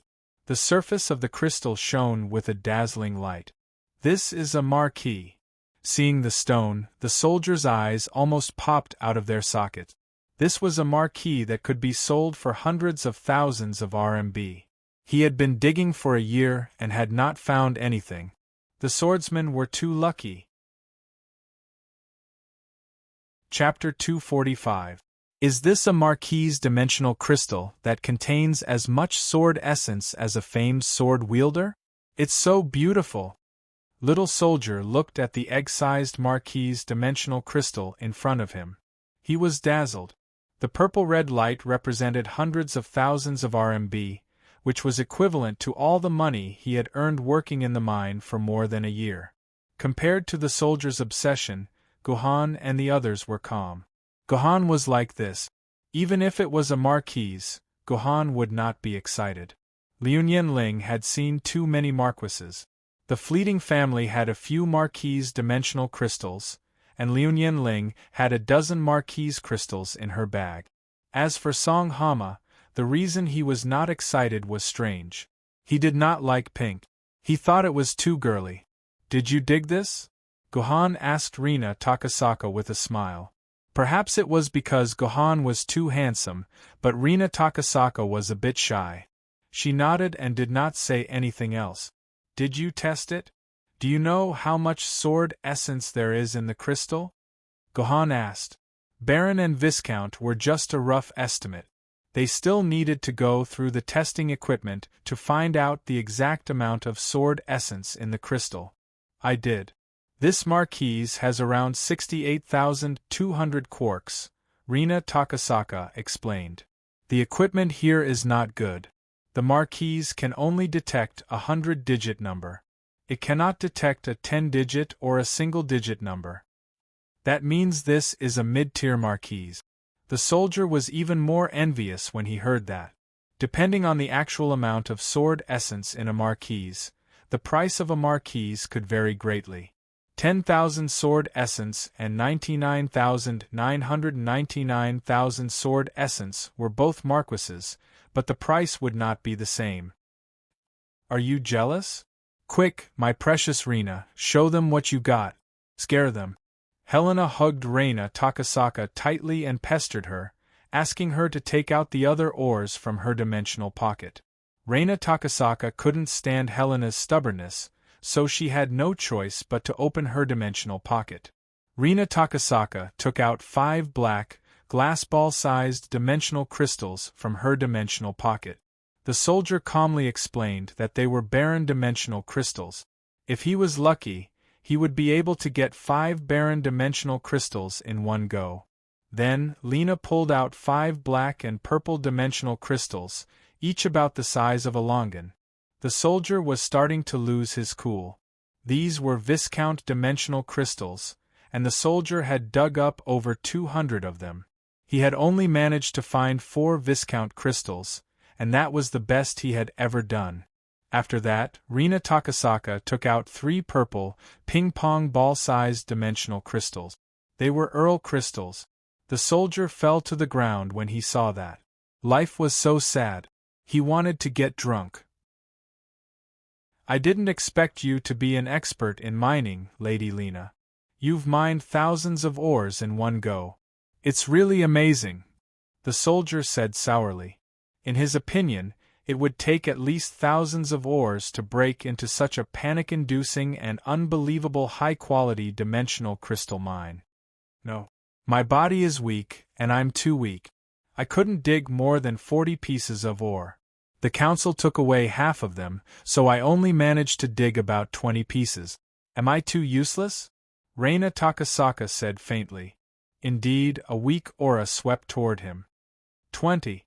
The soldier rolled his eyes and fell to the ground before he could catch his breath.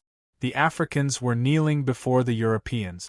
Lena's action of taking out more than a dozen valuable dimensional crystals deeply attracted the gazes of the surrounding people. Most of them were bored people who had just finished breaking stones but didn't plan to leave. Instead, they stayed to watch others break stones. There were many people like this. Sometimes, watching others gamble was more fun than gambling themselves. There were also some professional buyers of dimensional crystals. They stayed near the stone crusher all day. Once someone crushed an Earl dimensional crystal or above, they would swarm over and use all sorts of sweet words to buy the dimensional crystals. Back at Broken Rock, Lena had already rejected 5 or 6 buyers who wanted to purchase her Marquise and Earl breed. Most of the people in Lena's group had already finished breaking rocks, leaving only Chen Chong-shing who hadn't. He walked up to the stone crushing machine, took out a fist-sized ore, placed it on the workbench, then used his personal terminal to touch the machine's scanner, establishing a contract with the stone crushing machine. For every rock that was broken, the stone crushing machine would deduct 80 renminbi from Chen Chong-shing's personal terminal. The Heng Mountain Sword Sex Crusher was the most traditional steam-powered crusher. On each workbench, there were hundreds of large hammers of different sizes made of dimensional crystal powder. The hammers were made of dimensional alloys that contained more than 80% dimensional crystal powder. Its working principle was roughly like this. First, a hammerhead with a striking surface that was about the same size as the cross-section of the ore was used to smash it with an appropriate amount of force, causing cracks to appear on the entire outer layer of the ore. Then, dozens of small hammerheads would be used to hammer the entire ore at a high frequency with even strength. In just a few seconds, the outer structure of the ore would be completely broken like an eggshell, revealing the dimensional crystal inside. That was, of course, if there really was a dimensional crystal inside. After Chen Chongqing's first dimensional crystal was hit, the surface of the stone turned into powder and fell off. In the end, there was no other color. It was an empty ore. Chen Chongqing shook his head. He wasn't too angry. It was good enough that 1 out of 20 had a dimensional crystal. It wasn't a big deal. But after that, Chen Chongqing lost his composure. He had shattered over 50 ores in a row, but all of them were empty. This was a world of difference from Rina Takasaka, who had obtained 14-dimensional crystal ores from 20 ores. It wasn't until around the 60th piece that Chen Chongqing obtained a baron, but that seemed to be Chen Chongqing's limit. When the 121st piece, which was the last piece of ore, was broken, Chen Chongqing could only helplessly accept the fact that he had only obtained 1 baron today. This baron was worth at most 1,000 RMB, but Chen Chongqing had spent tens of thousands of RMB on the cost of breaking it. It was a huge loss. "Ha, Captain, I didn't expect you to be more unlucky than me. Ha ha ha ha." Helena couldn't help but laugh when she saw Chen Chongqing's result. She had the worst luck out of the 3. Out of more than 100 ores, she only got 2 barons. She thought she was going to be the last one. She didn't expect Chen Chongqing to be worse off than her. This made Helena excited. "Helena, don't make fun of Captain. Captain, hurry up and check the content of the barons." Rina Takasaka pressed Helena's chattering mouth and comforted Chen Chongqing. All right."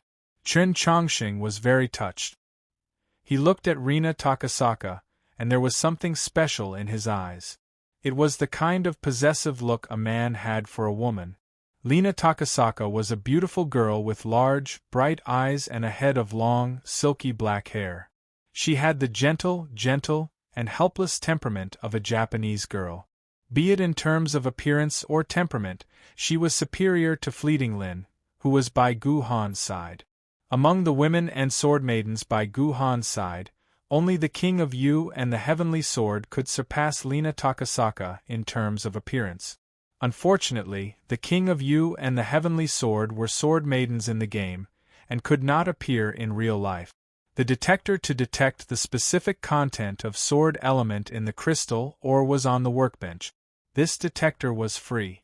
Chen Chongqing threw the ore into the detector and scanned it. The result was that the content of sword element was as high as 98 point. The upper limit of a baron was 99 quarks of sword element. Chen Chongqing's piece had 98 quarks, which was very close to the upper limit.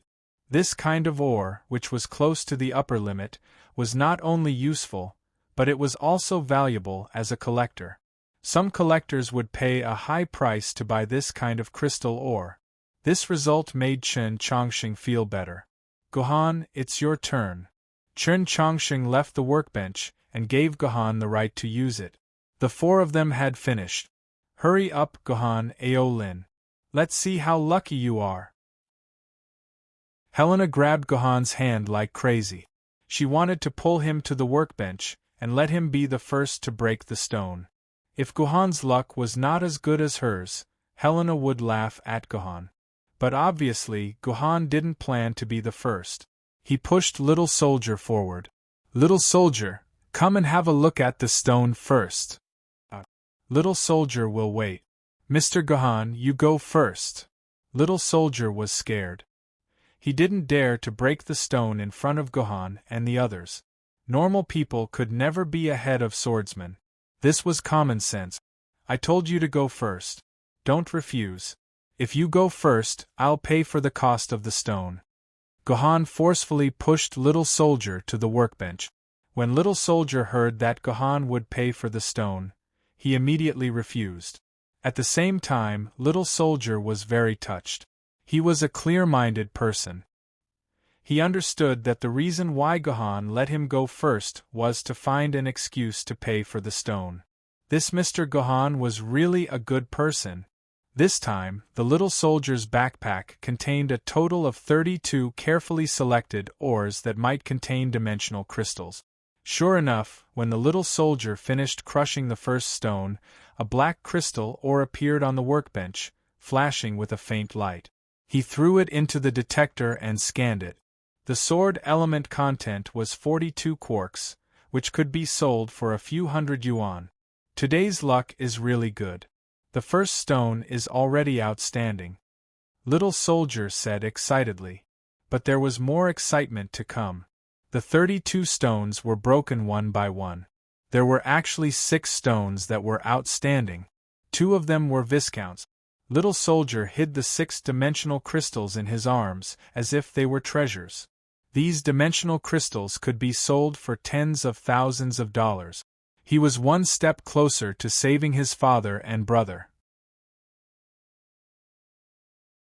Chapter 246. After the soldier, Song Hama rushed to the front of the workbench. He was used to seeing other people break stones, and he wanted to see what he could get. Song Hama was looking forward to breaking stones. He picked the biggest dimensional crystal mine in his dimensional pocket to break stones for the first time. When he dug it out in the cave, Song Hama was very proud of it. This piece of dimensional crystal ore was as big as a bathtub. Song Hama had to expend a lot of effort to move this ore onto the workbench. Normally, dimensional crystal mines were about the size of a basketball. The bathtub-sized one in Song Hama's hands was a rare stone that exceeded the standard. Seeing Song Hama carry out such a big piece of ore, the onlookers gathered around to see what was new.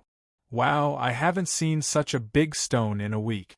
I wonder if it will be good, onlooker A said. Good referred to the color of the stone after the stone was broken. In other words, it meant that there was a dimensional crystal inside. It should be good. I've seen 3 or 4 such big ores, and they were all good. They were all viscount and above-dimensional crystals, onlooker B said. Spectator B continued. Then, Spectator C added, that's right, such a big piece of ore will definitely be outstanding. TSK, this little guy is really lucky. Is he the new sword wielder? Why haven't I seen this group of people before? He should be a new student. I just met Luo Fan, that shameless guy. He said he brought another class of students. This guy is always like this as a homeroom teacher. His first task is to bring us here. It's been a few years, and he hasn't changed at all, onlooker A replied. Hey, Mr. Swordsman, if you get a viscount or above crystal, please sell it to us, the Pie Trading Company. The person who spoke seemed to be a salesperson from a trading company that specialized in buying crystals. Ignore the people from the Pie Trading Company. Our fantasy offers the highest price. Another salesperson started to steal business. Nonsense, Mr. Swordsman, we offer the highest price. Stop arguing. Mr. Swordsman, you don't need to break stones. I'll buy your ore at the price of a viscount. Hey brother, you can't play like this. There's no such rule. Well, this group of business people almost started fighting over Song Hama's big ore. The words of the crowd seemed to have given Song Hama a shot of adrenaline. Her entire face was flushed, as if her outstanding performance was already set in stone and something that could not be changed. Song Hama even poked Gohan's arm. Sour Popsicle, you will never be luckier than me. However, fate played a big joke on Song Hama. After that big ore was thrown into the stone crusher for 7 or 8 seconds and hammered at a high frequency for tens of thousands of times, the ore that Song Hama carefully selected turned out to be completely empty. There was not a single dimensional crystal in it. This was very embarrassing. What? It's such a big piece, but there's actually nothing at all. What bad luck. The B*TCHY company that was clamoring to buy said disdainfully. Yes, we are such good friends and we fought. It was not worth it. I will wash my eyes when I go back tonight. I don't want bad luck in my eyes. The Fantasy Trading Company, which had almost fought with the salesperson, was now as good as brothers with the salesperson. As for the salesperson who said he wanted to buy the ore, he shut his mouth. That was close. Luckily, he did not buy it. The fickleness of the world was nothing more than this. Song Hama raised her head to prevent the tears from falling from her eyes. She then casually took out a piece of ore and threw it on the workbench. As if to appease Song Hama for his first failure, Song Hama's second stone yielded a barren. After that, a dozen more stones turned out to be empty. Just as Song Hama's face was so ugly that he could hang a towel on it, God gave Song Hama another gift. It was a viscount. Over the next 10 minutes or so, Song Hama broke the 100 stones he had dug up. Only 7 of them were good. In total, he had obtained 5 barren stones and 2 viscount stones. That meant he had 1 more barren stone than Little Soldier. But Little Soldier had only opened 32 stones, and Song Hama had opened 100. That meant the difference was 3 times greater than Little Soldier's. Thinking of this, Song Hama pulled a long face. He rummaged through his dimensional pocket and found that there was only 1 ore left, and it was very small. He could hold it with one hand, and it was only slightly bigger than an egg. It was almost the smallest ore Song Hama had, which was why it was in the innermost part of his dimensional pocket. This is such a small stone. I can only get 1 more barren. Song Hama did not have any expectations for the ore. However, when he placed the stone on the workbench, the dozens of hammers of the stone crusher only hammered on the surface of the ore less than 100 times. In less than 0.3 seconds, the stone crusher automatically stopped working and the hammers were retracted. What is going on? Is there something wrong with the stone crusher? Song Hama felt strange. Suddenly, a cool breeze blew past, blowing away the thin layer of dust on the stone. A purple and red light shot out from the dust, dazzling everyone's eyes. Oh my God! This is a marquise. Everyone was shocked when they saw this. Were their eyes playing tricks on them? The newcomer had opened a marquise. Ha ha! Ha ha ha! Song Hama laughed like an idiot. He grabbed the marquise off the workbench and threw it into the detector. It was a high-class marquise with 78,200 quarks of sword elements. Song Hama kissed the ore, and he didn't mind the lime on the dimensional crystal. Wow! Song Hama, congratulations! You are so lucky! Chen Chongqing ran up and punched Song Hama. Then, the other students went up to congratulate him. Mister, are you willing to sell your marquise? You should consider Bitch Company. Our price is fair, and we do not cheat anyone. We do not default on our contract. Mister, don't listen to him. Our fantasy company is suffering because of Bitch Company. Sell it to us. We do not grow leak. A few of the salespeople who had been mocking Song Hama ran up to him. They waved their gadgets, saying they could buy the marquise any time they wanted. Everyone else was either congratulating Song Hama or offering to buy the marquise. Only Gohan remained where he was. What is it? Are you jealous of your friend? Are you jealous that he opened a marquise? Liuyan Ling bumped Gohan on the shoulder and asked. Gohan shook his head. There is no need for such formalities between me and Toad. Tisk tisk.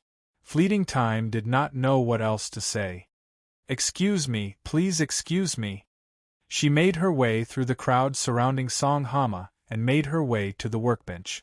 Song Hama was done with the pebbles, and it was her turn next. Hey, Sour Popsicle, your wife's luck is terrible. She's already sold 80 pieces, and she's not even outstanding. With great difficulty, Song Hama finally managed to shake off those mortal salesmen and returned to Gohan's side in a sorry state. Liuyan Ling had broken more than 80 pieces of ore, but she still had nothing to show for it. It doesn't matter. She doesn't need these things. Gohan shrugged. Why would the young lady of the Lu family care about such a small amount of crystal stones? But in reality, Liuyan Ling was already on the verge of exploding. She stared at the piece of ore that was being crushed and panted heavily. If it was possible, Liuyan Ling would have turned the machine into a pile of scrap metal. The hammer was retracted a few seconds later, and the workbench was still a pile of powder. There was nothing in the piece of ore. Damn it! Listen up, you stupid machine. If you don't do outstanding next time, I'll buy you back and sell you off as scrap metal." Liu Nianling's words caused the crowd to burst into laughter. "Miss, you can do it. I support you in buying this stupid machine back." Yeah. I've been tolerating this machine for a long time. It hasn't produced a single marquise seed for me since I first met it. I really want to dismantle it now." The crowd spoke enthusiastically. Although they were urging Liu Nianling to buy the machine, they treated Liu Nianling's words as nothing more than a fart. Even if it was a second-hand product that had been used for almost 100 years, it was impossible to sell it without at least 700 or 800 million RMB. Moreover, the Heng Mountain Sword sect might not be willing to sell it either. The cost of transporting such a heavy machine from Yuzhong City to Mount Miling was more than 100 million RMB. They would never know that the sword-bearer they were mocking was actually the young miss of the Liu Nian clan. As long as she was willing, 10 stone-crushing machines would only be a matter of a word for her. That's amazing! The crowd suddenly realized that when the next piece of ore was hammered, it gradually revealed a different color. When all the crystals inside were revealed, they realized that it was another marquise seed. Did I get sand in my eyes? Am I seeing things? It's another marquise seed. Wow, this is the third marquise seed today. Is today my lucky day? F***ck, this machine is so cheap. It produced a marquise seed just by scolding it. I've decided that before I break the stone again, I'm going to scold this broken machine. Big brother, this is metaphysics. You can't believe it. You can't believe it. The magical scene made Gohan's workstation surrounded by a large group of sword-wielder. At the same time, the shocking news that the workstation produced 3 marquises in an hour spread among the humans near the camp. When Liu Nianling broke the last stone, there were at least 100 people around. At this time, only Gohan had not broken the stone. Everyone was looking forward to Gohan, who was with the newbies. Would he be able to create another miracle like his classmates? Chapter 247. No one would have expected Liu Nianling, who had not found anything in the first 80, to suddenly have a surprising harvest in the last 50. 1 marquise, 1 earl, 6 viscounts, and 3 barons. The crowd was stunned. Oh my god! Is she even human? She's a legendary European. In terms of quarks, Liu Nianling was only in second place. First place was still Liu Nianling. Not counting viscounts and barons, her 1 marquise and 3 earls were enough to crush Liu Nianling. She deserved to be in first place, but when Liu Nianling was breaking stones, no one paid attention to her. So, she did not cause as much of a stir as Liu Nianling. When Liu Nianling broke the last dimension crystal and left the workbench, the crowd burst into cheers. They thanked Liu Nianling for showing them such a wonderful performance. After Liu Nianling left, the crowd did not disperse. There was still 1 person in the swordsman team who had not broken any stones. The crowd looked at Gohan with anticipation, hoping he would get another earl. Facing the crowd's fiery gazes, Gohan remained calm. He walked in front of the workbench, opened his dimensional pocket, and took out all the dimension crystals he had found. There were more than 200 dimension crystals, which was more than everyone else had managed to dig up. He dug up that many ores. It looks like he can get a dozen barons, a bystander commented. Not just that. Maybe 20. Their team must have been digging near the same vein. That place might be rich. As long as they're on the same team, their luck shouldn't be too bad. Hey look, what's that bulging bag hanging on his chest? Is it filled with ores? A sharp-eyed onlooker noticed the infant pouch containing Qing Pin. At this time, Qing Pin was still lying in the infant pouch and sleeping soundly, turning a deaf ear to the noise outside. Amidst everyone's anticipation, Gohan threw the first ore onto the workbench. Very quickly, the stone crusher gave the result. It was an empty ore with no dimensional crystal inside. However, this didn't matter. This was a normal phenomenon. It would be abnormal if the first ore was outstanding. The surrounding crowd was still filled with anticipation. 10 pieces of ore had been shattered, but they were still empty. Not a single dimensional crystal had appeared. There was nothing much to say, and this was a normal phenomenon. The spectators were still very calm. 30 pieces of ore were broken, but it was still empty. There was a slight commotion in the crowd, but it was only a slight commotion. 80 pieces of ore had been shattered, but it was still empty. The crowd began to have doubts, but some people were very sure that it was a good thing that all 80 pieces were empty. That way, they could perfectly replicate what had happened when Liuyan Ling had broken the stone. 120 pieces of ore had been shattered, and the crowd began to disperse. Some people still had hope, though. They thought Gohan could create a miracle. 200 pieces of ore had been shattered, and the crowd of 300 people had mostly dispersed. Only 20 people were still around Gohan. They weren't there to encourage Gohan, though. They were there to watch Gohan make a fool of himself. This was the culture of this place. If you were lucky enough to get a good item, everyone would flatter you. If you were unlucky enough to get 200 pieces of ore, everyone would mock you. But this kind of mockery and flattery didn't have any subjective feelings. It was just that the people who worked there were bored, and they needed this sort of entertainment to adjust their physical and mental health. Almost everyone there had mocked others before, and they had been mocked by others before. They were used to it. When Gohan put the last piece of dimensional crystal into the workbench, the result was so tragic that there was nothing to say. Gohan was a salted fish that day. 200 pieces of ore had been shattered, but not a single dimensional crystal had appeared. Not even a baron had appeared. It was hard to believe. Gohan, Liuyan Ling, and Song Hama had all been mining in the same cave. Song Hama and Liuyan Ling had gotten a lot, but Gohan hadn't found a single crystal. It was too unscientific. It was beyond common sense, and it was metaphysical. Although he had encountered the tragedy of 200 ores not being outstanding, Gohan's expression did not change, and there was no sign of sadness on his face. This made the onlookers who were prepared to mock Gohan feel surprised and impressed.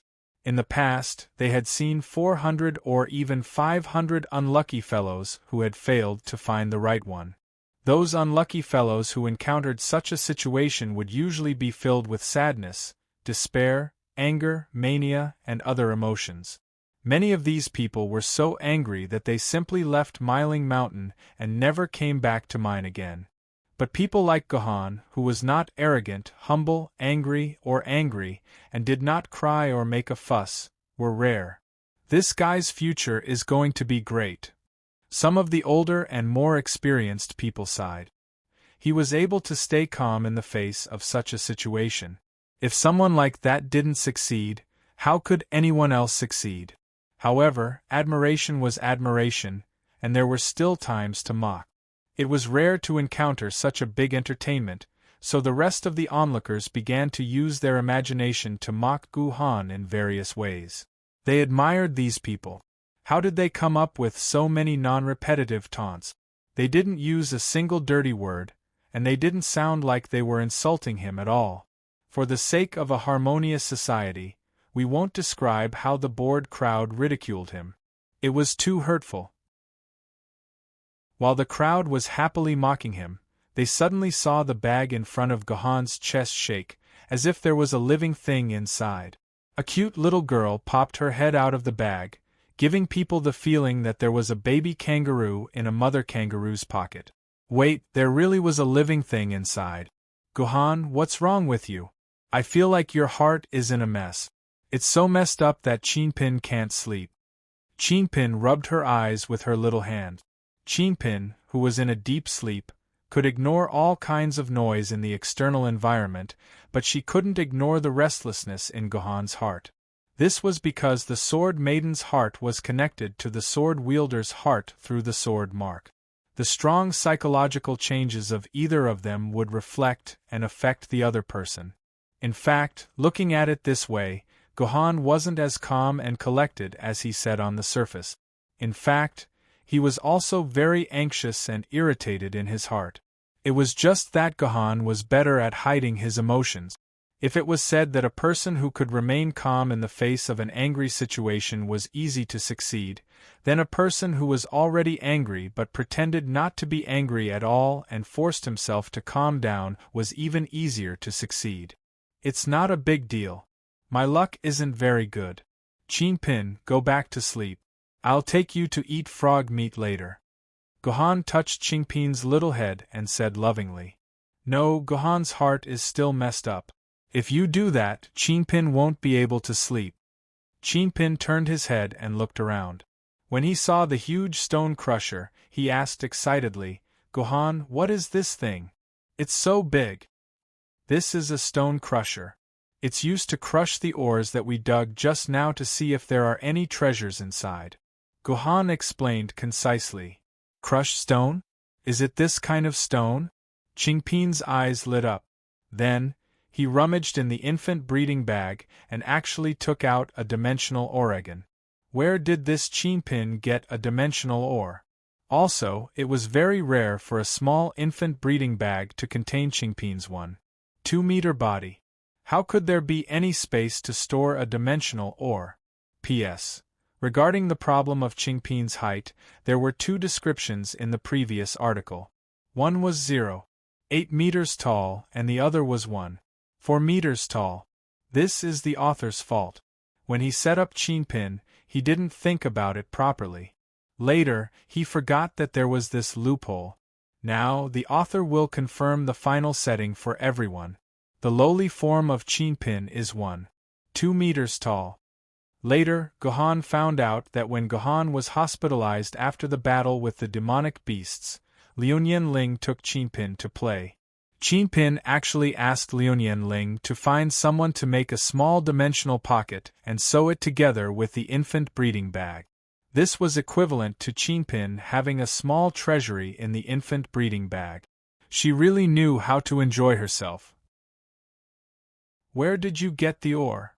Gohan asked in surprise. This was dug by Chinpin. Chinpin's cheeks puffed up. Just now, you guys didn't play with Chinpin, so Chinpin could only use Chinpin's sword to dig some stones to play with. After hearing Chinpin's words, Gohan recalled that he was busy mining for the past few hours. It seemed that Chinpin did jump out of the infant breeding bag, and then ran back after an hour or so. Gohan didn't notice where she disappeared to. It seemed like she went to find a place to mine. Compared to a mining hoe, a sword maiden's body was a treasure sword, so the effect of mining was better. However, almost all sword maidens were very disgusted with using their bodies for anything other than fighting, so most sword wielders wouldn't do it.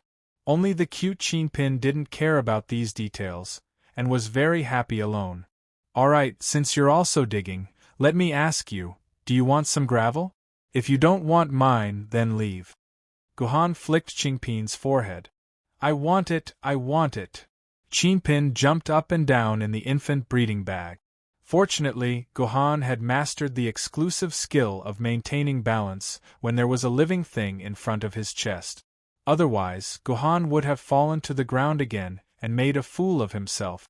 So, Gohan took the ore from Chinpin's hands and put it on the workbench. After a few seconds, a black color suddenly appeared. It's actually outstanding.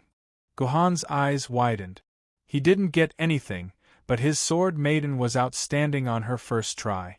What was going on? Chapter 248. Hey little brother, there's finally one. He didn't get shaved bald. Yes, I didn't expect you to hide one. Ha ha ha ha. Seeing that Gohan had finally performed well, the onlookers congratulated him one after another. However, only the onlookers themselves knew how much of the congratulation was sincere and how much was a joke. They did not see Chinpin take out the dimensional ore from the baby nursery bag. They thought Gohan had hidden one in his chest pocket. TSK, little brother, you actually hid two pieces. Soon, they saw Gohan take out an ore from his chest pocket and put it on the workbench. Not long after, a black baron was opened. Oh, little brother's luck has finally gotten a little better. When Gohan took out the third ore and opened another baron, the crowd felt that something was wrong. After thinking about it carefully, it was not a big deal. After all, he had opened more than 200 empty ores. It was normal for him to open 3 barren ores in a row. Hey, do you think there will be more barren ores? A crowd asked his companion doubtfully. That's it. Little brother's pocket can only hold 5 or 6 stones at most. Even if he opens 6 barren ores in a row, it will not be enough to cover the gravel fee. 200 empty ores is nearly 20,000 RMB. 6 barren ores is only 5,000 RMB. It is a big loss, the crowd said confidently. As if to confirm the crowd's words, Gohan's next few ores were all excellent, and they were all barren ores. Hey, strange. How did Gohan take out so many ores from his chest pocket? At this time, Helena, who had been chatting with Song Hama, noticed that Gohan had taken out ores from the baby nursery bag. Oh, that's a poor man's little treasury. Song Hama replied casually. Qingpin's little treasury? Helena was shocked to hear this. They knew Qingpin was Gohan's sword lady. The world was getting stranger and stranger. Even a sword lady had a little treasury. There is a dimensional pocket in there. I bought it for Qingpin. Liuyan Ling interrupted, then patted her head. By the way, I haven't asked Gohan for the dimensional pocket yet. I bought it for millions. Millions? Helena and the others gasped in admiration again. It wasn't that they didn't have millions, but they weren't rich enough to spend millions on a dimensional pocket for their sword maiden. Gohan really dotes on his sword lady. I remember when he first carved the sword mark and heard Lady Qingpin scream, Gohan's heartache was written all over his face. I think Gohan and Lady Qingpin look like a loving father and daughter, Helena commented. Pfft, what father and daughter? I think he is more like a lolicon. Song Hama pouted. Gohan was a lolicon. He forgot about his gay friends when he had a loli. Ever since he had Qingpin, Gohan did not take the initiative to play with her except in class. While the discussion about whether Gohan was a lolicon was still going on, Gohan had already taken out the 12th piece of ore and started crushing it. The 20 or so people who were watching Gohan were dumbfounded. It was rare to see 200 empty ores in a row, but it was rare to see 12 barren ores in a row. It was rare to see one every few months. Look, it is good, and it is not black this time. A sharp-eyed bystander screamed. The rest of the crowd looked over. Gohan's 13th ore was also good, and it was a black and purple crystal. It meant it was a viscount. Gohan had opened 12 barren ores in a row, and this was the first time he had opened a viscount ore. It was time to witness a miracle. Everyone's eyes were about to fall out of their socket. The next 11 ores were all viscount dimensional crystals. After 12 barren ores, Gohan had opened another 12 viscount ores. There were 24 ores in a row. 12 barren ores and 12 viscount ores. There was no break in the middle. The bystanders said they had never seen anything like this. 24 ores in a row were good, but there were 12 barren ores and 12 viscount ores. It was a miracle. Faced with this situation, even Gohan, who was calm even after losing 200 yuan, began to lose his composure. His mouth opened and closed like the mouth of a fish that had fallen into the water. This was too unbelievable. Could not be explained with scientific reasoning at all. Qingpin, what did you do? Gohan put his hand into his baby bag and pressed on Qingpin's head. He made sure Qingpin was safe inside the baby bag. Humph. Qingpin just picked the good-looking ones and dug them out. Qingpin was not happy with Gohan hitting his head. He grabbed Gohan's finger and bit it. He was not big, but his bite was strong. It made Gohan's mouth twitch in pain. You said that you picked the stones that you liked and dug them out. So the order you gave me just now was also in the order that they looked good? Gohan immediately analyzed the key content of the poor man's words and continued to ask. 12 of the ugliest ones and 12 of the ugliest ones. I gave them all to Stinky Gohan. Chinpin pouted. Do you have any oars that are not ugly? Gohan vaguely guessed something. He never thought that Chinpin had such a magical ability. He had never heard of a sword maiden with such an ability. No. I just gave Stinky Gohan 24 pieces. Gohan hid all the treasures. The rest of the stones are Chinpin's. Chinpin will never give them to Gohan. No wonder Chinpin's tone was a little angry. Turned out that he was angry that Gohan had stuffed all the stones that had just been opened into his dimensional bag. Here, these are all yours. Gohan doesn't want them. When Gohan heard it, he quickly stuffed all the dimensional crystals that had just been opened back to Chinpin. Anyway, Chinpin was his sword maiden. Unless he died, she would always be his sword maiden. There was no difference between keeping them with her and keeping them with him. He just wanted to let her be happy for a while. There was no way she would eat the crystals. Seeing that Gohan had exchanged the dimensional crystal stone with him, Qingjiu immediately beamed with joy. He took out a few oars and gave them to Gohan. This one isn't that ugly. There were 7 oars that Chinpin said were not ugly.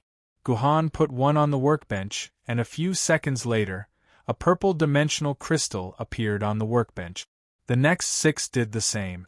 All 7 were purple Earl. On the other side, seeing Gohan open 7 Earl crystals, all the people watching wanted to kneel on the ground. What kind of world was this? They could not live. They could not live in this world. Especially when they thought about how they had mocked Gohan with all their might just now, these people suddenly felt a burning pain on their faces. They had thought that the other party was an Antarctic man, but they never expected that the other party was actually a zenith star. They were too ashamed to live, so they might as well commit suicide. Chinpin, don't you have anything that looks good? Gohan quickly stuffed the 7 Earl crystals back to Chinpin. Yes. Chinpin rolled her eyes. There are 14 crystals left. Chinpin will give them all to Gohan. Gohan, help Chinpin cut out the orb. This time, Chinpin was very happy to give all the dimensional crystals to Gohan. Wait! But this time, Gohan refused Chinpin. He patted her face and said, "Don't take them out now. We'll come back at night." There were too many people watching. If he found another dimensional crystal mine that was better than an Earl's, even an idiot wouldn't think he was just relying on luck. If that happened, he would be in big trouble. So, he couldn't continue. He had to get out of there. Let's go, let's go. What a great harvest! Gohan looked like he was about to faint. He returned to his classmate and kept smiling. Sour Popsicle, you are good. You are good. Song Hama bumped Gohan's arm. Gohan was still smiling. He looked like he was going to go crazy. Did you get all the oars? Asked Liu Ling. But compared to Song Hama, Liu Ling's eyes were shining. She was very suspicious of Gohan. She had been with Gohan for a long time, but it was the first time she saw Gohan smile like that. Did he really have an expression like that? Hey, let's go, let's go. They're done, let's go. Seeing that Gohan and the others had left, the crowd reluctantly dispersed. However, they still remembered the magical story they saw today. Some of them even turned on the video recording function of their personal terminal and recorded the entire process of Gohan breaking the stone and spreading it widely on the internet. So, the story of a European who had obtained 31 ores in a row spread throughout the mining mine. It gradually became an important factor in encouraging people to go to Miling Mountain to mine. After watching the video, many hot-blooded young people said that if someone could obtain 31 ores in a row, why couldn't they? Later, when Gohan appeared in front of everyone as a superstar, people realized that the main character of the video was Gohan. This added a lot of mystery to the theory that Gohan was the one chosen by the heavens and was destined to be the king of humanity. This made people believe that Gohan did indeed have the favor of the heavens and the earth. This laid a lot of foreshadowing for Gohan's future path as an emperor sword. Chapter 249. The core area of Yuzhong City was a high-class place. As far as the eye could see, there were all kinds of unique buildings, parks, forests, and entertainment venues. It was clean and bright, full of the smell of sunshine. It was hard to believe that such a wonderful place would have a shady side. But in fact, everything has a bright side and a dark side. Mingyue Villa.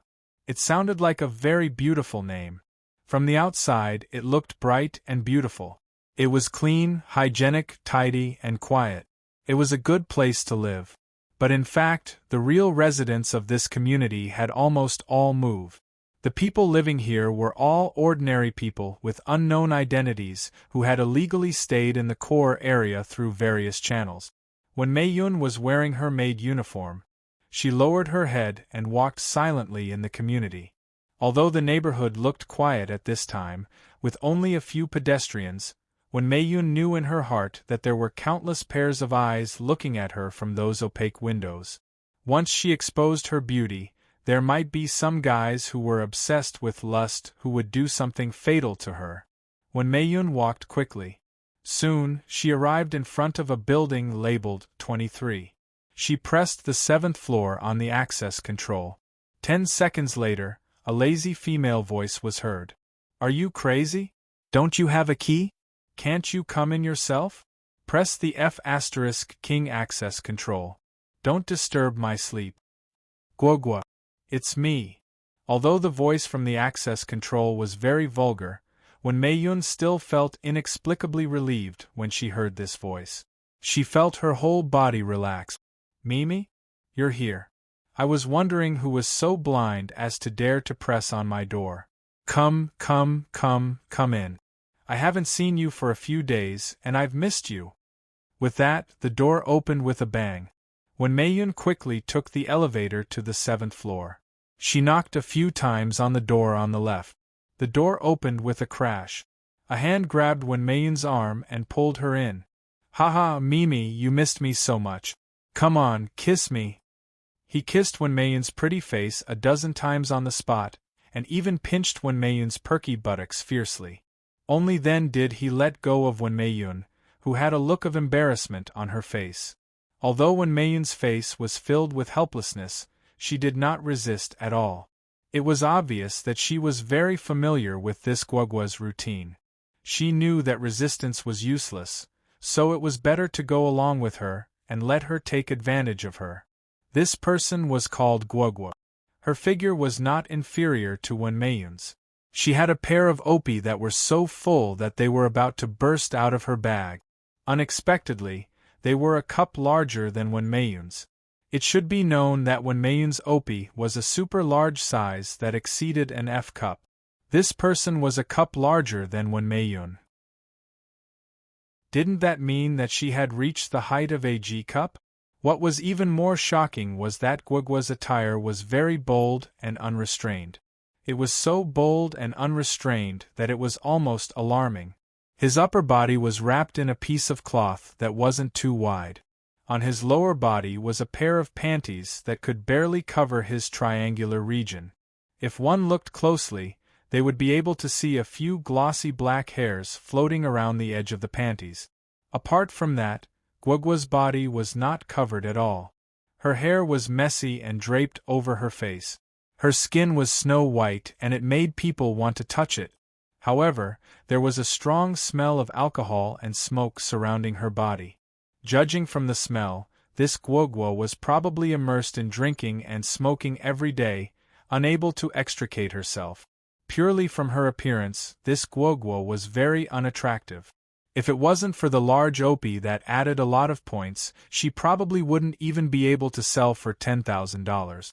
However, as long as she took care of her appearance a little, tidied up her hair, and got rid of the smell of alcohol and smoke, she would become a very valuable stunner. Guogua, it's really not good for you to be like this. We have 3 sisters.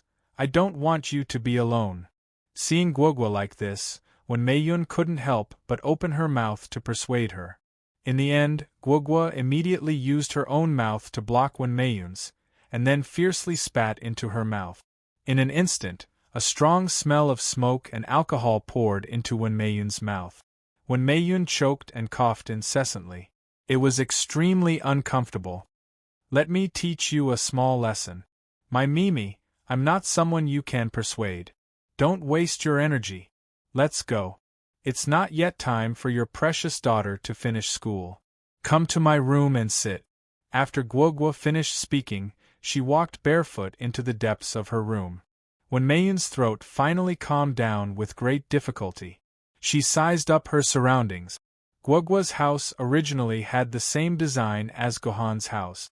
It was a large house that was no less than 200 square meters in area. However, this house had actually been separated into many small rooms. Every room was probably very narrow, because the doors to the rooms were all connected side by side. Moreover, there were 2 floors with 2 doors. This meant that the room was only as wide as the door. It was similar to the capsule apartments of Fusang before the apocalypse. He roughly estimated that there were at least 100 of these capsule-like rooms in this 200-square-meter house. It was truly terrifying. Guogua's room was in the innermost part of the house. It was also the only normal-sized room in the house. It had a space of more than 30 square meters. There was a bed, a television, a computer, a table, a chair, and a pile of beer bottles on the table. There was nothing else. Come, lie down comfortably. After entering the room, Guogua directly lay down on the bed. Then, she patted the spot beside her, indicating for Wen Meiyun to lie down beside her. Logically speaking, Wen Meiyun actually didn't want to lie on this bed. Not only was the bed messy, but the bedsheet was also full of holes. These holes weren't made by use, but by burning. Looking at the size of the holes and the soot on the bedsheet, these holes were probably made by Guogua when she was smoking. In addition to the holes and soot, Guogua's bed also had yellow spots.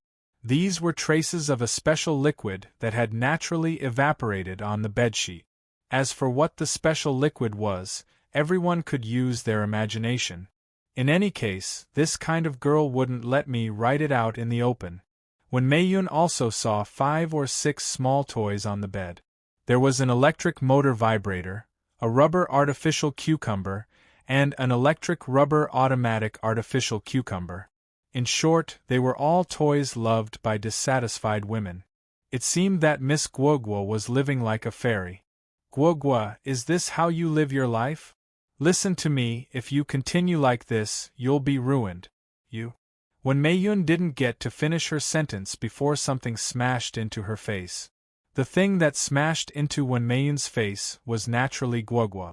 When Meiyun had just caught the thing that smashed into her face. When she looked at it, her face turned red. It was actually a vibrator. It was still wet and had some water stains on it. It seemed like it had just been used. Don't you think you're annoying? You're just like my mother. If you say another word of nonsense, I'll throw you and your woman out, Guogua said with a face full of displeasure. Hearing what Guogua said, Wen Meiyun could only sigh. She didn't dare to persuade her anymore. Come up. If you don't come up, I'll still throw you and your daughter out. Guogua patted the spot beside her. What else could Wen Meiyun do? Her daughter was Wen Meiyun's Achilles heel.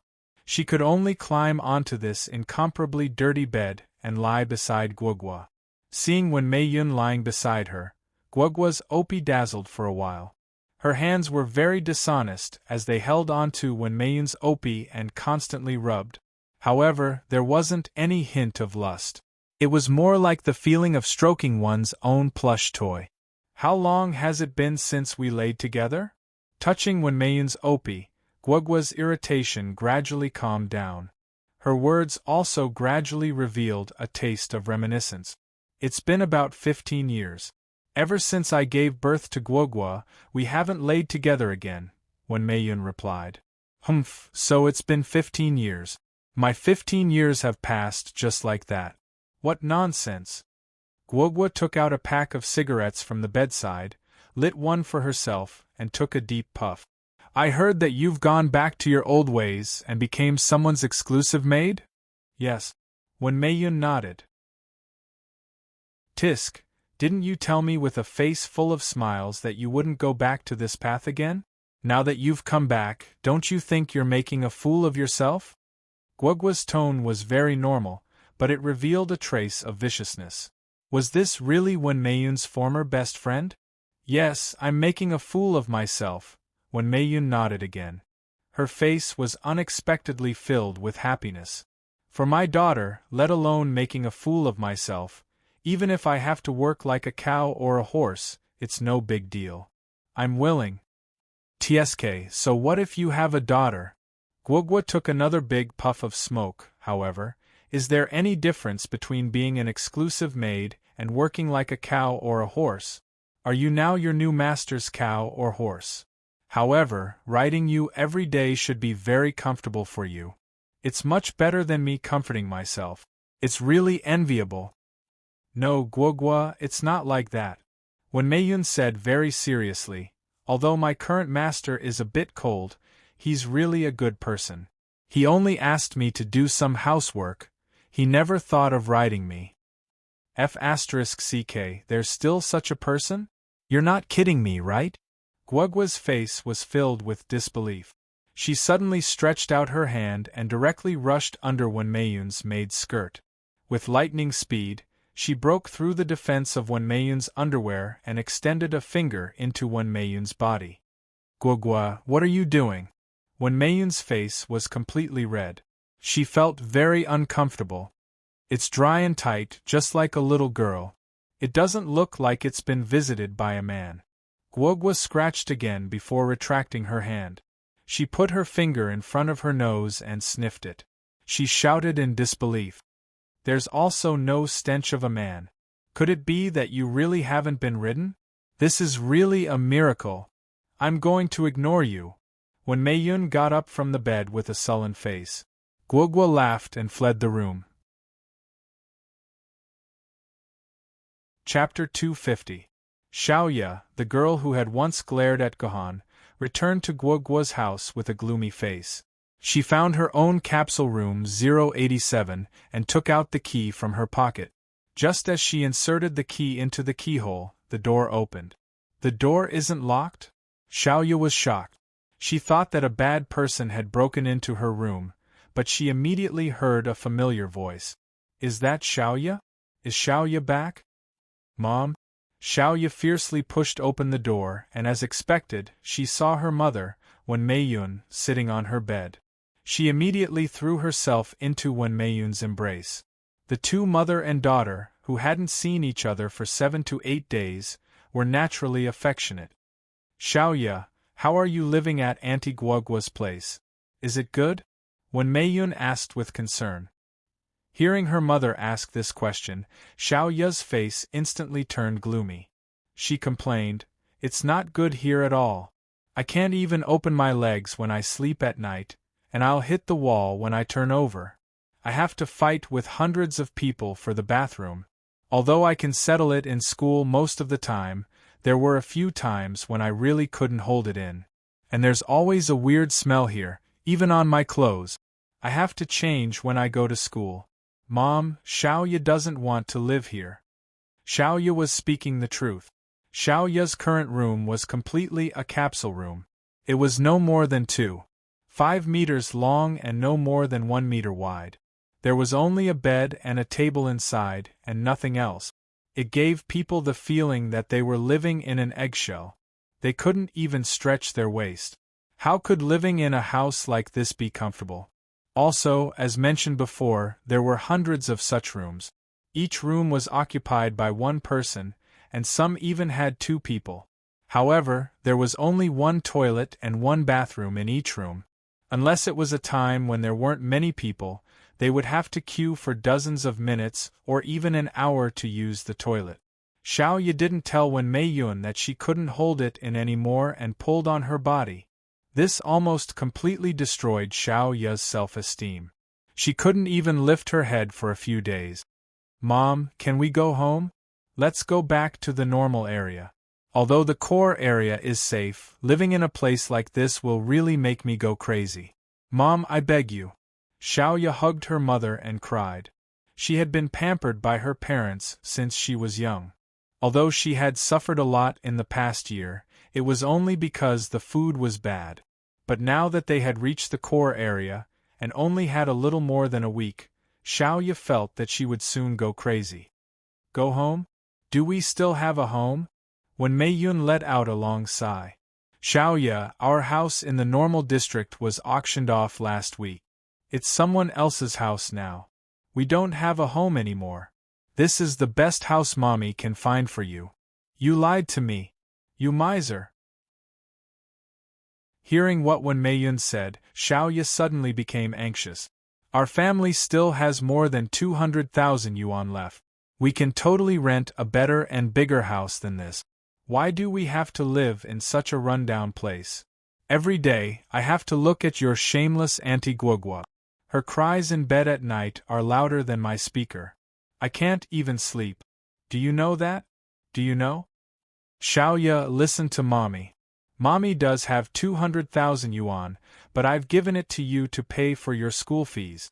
Xiaoya, you don't know, but the school in the core area is much more expensive than the school in the normal district. Your school fees for a year are 640,000 yuan. Mommy still owes your school 440,000 yuan. I have to pay it back every month. Mommy really doesn't have any money left. When Meiyun tried to persuade her, no wonder she had no choice but to go back to being a personal maid.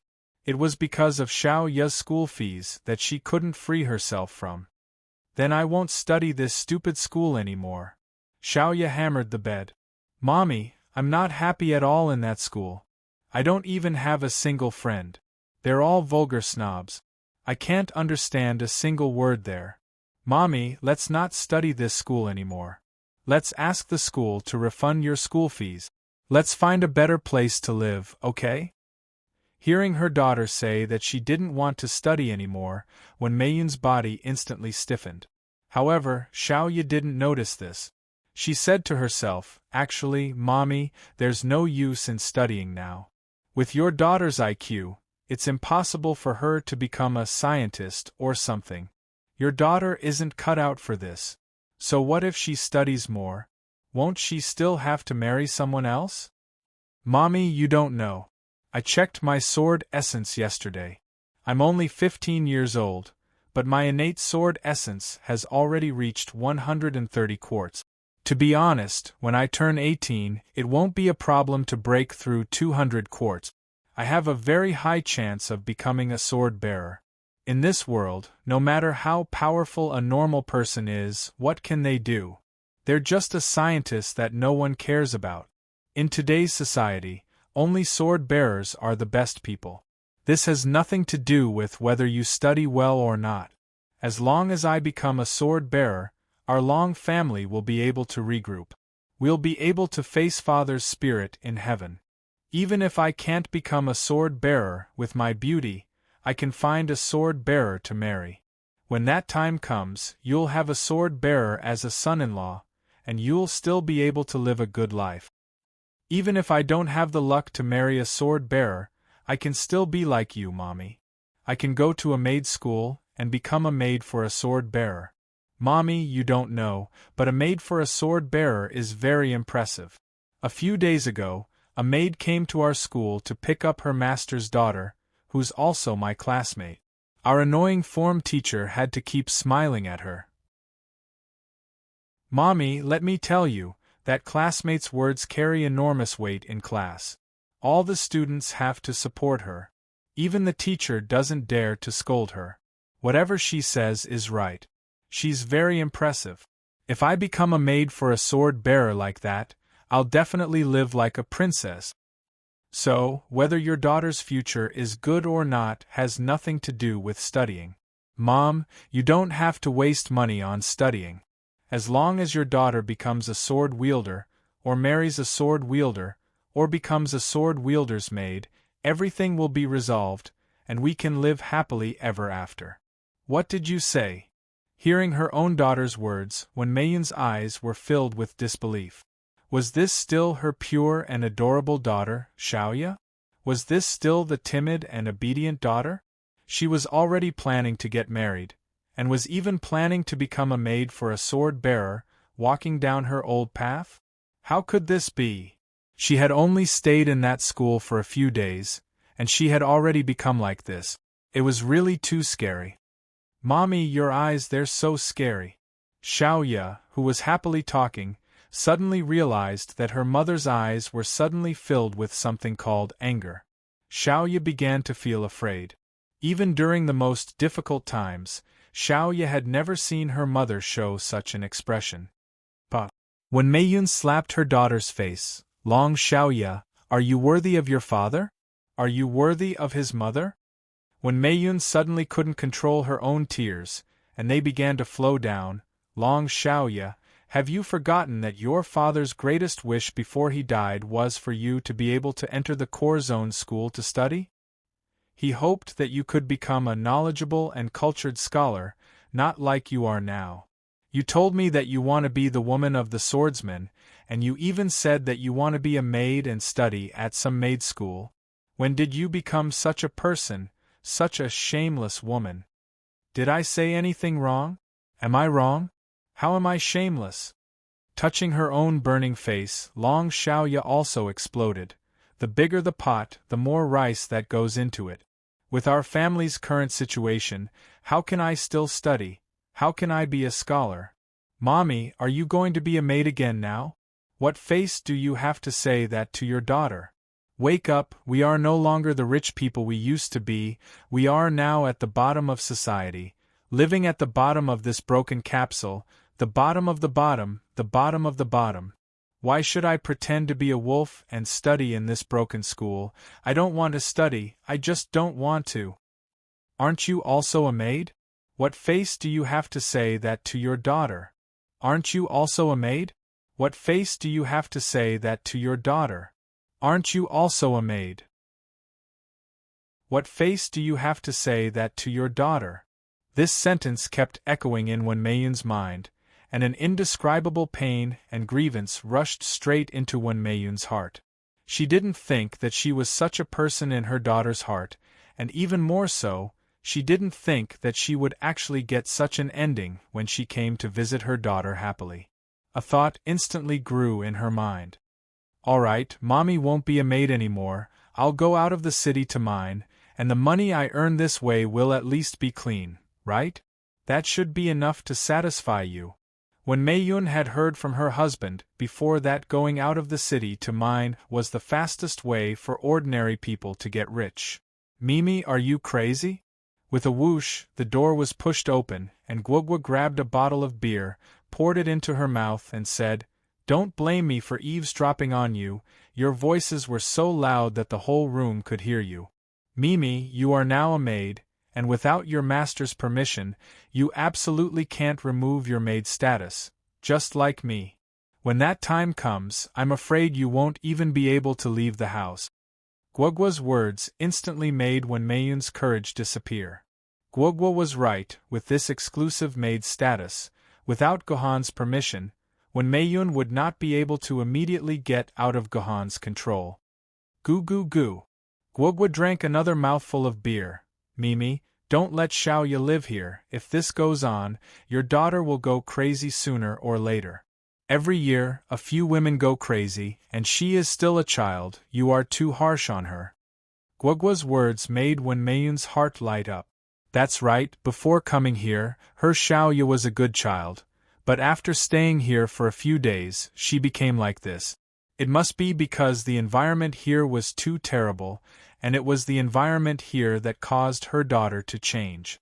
As long as she was given a change of environment, she would definitely be able to change back to how she was before.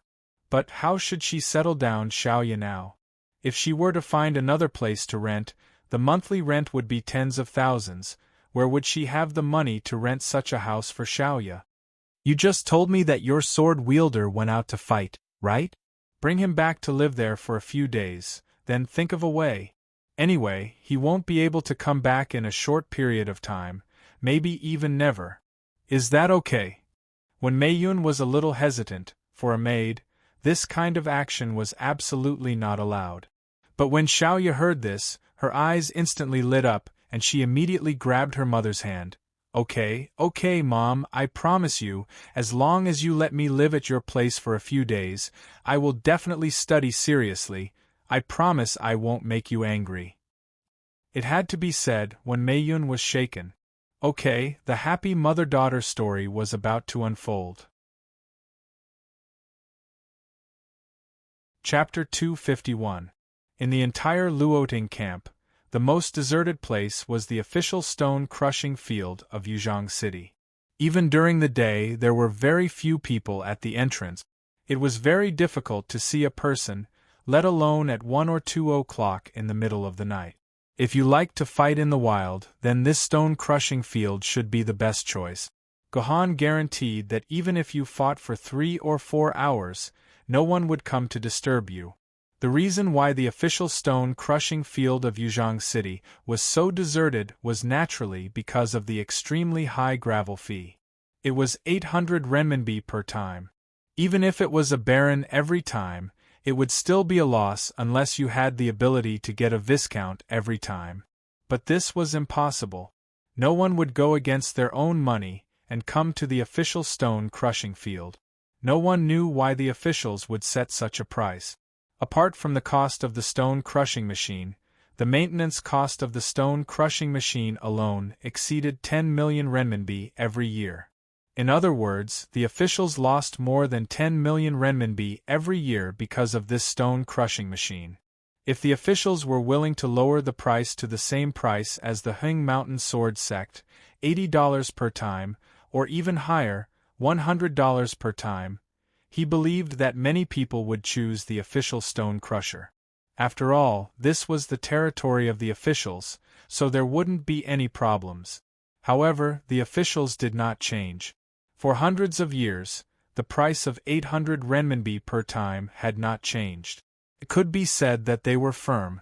But now Gohan was very grateful that the officials could persist like this.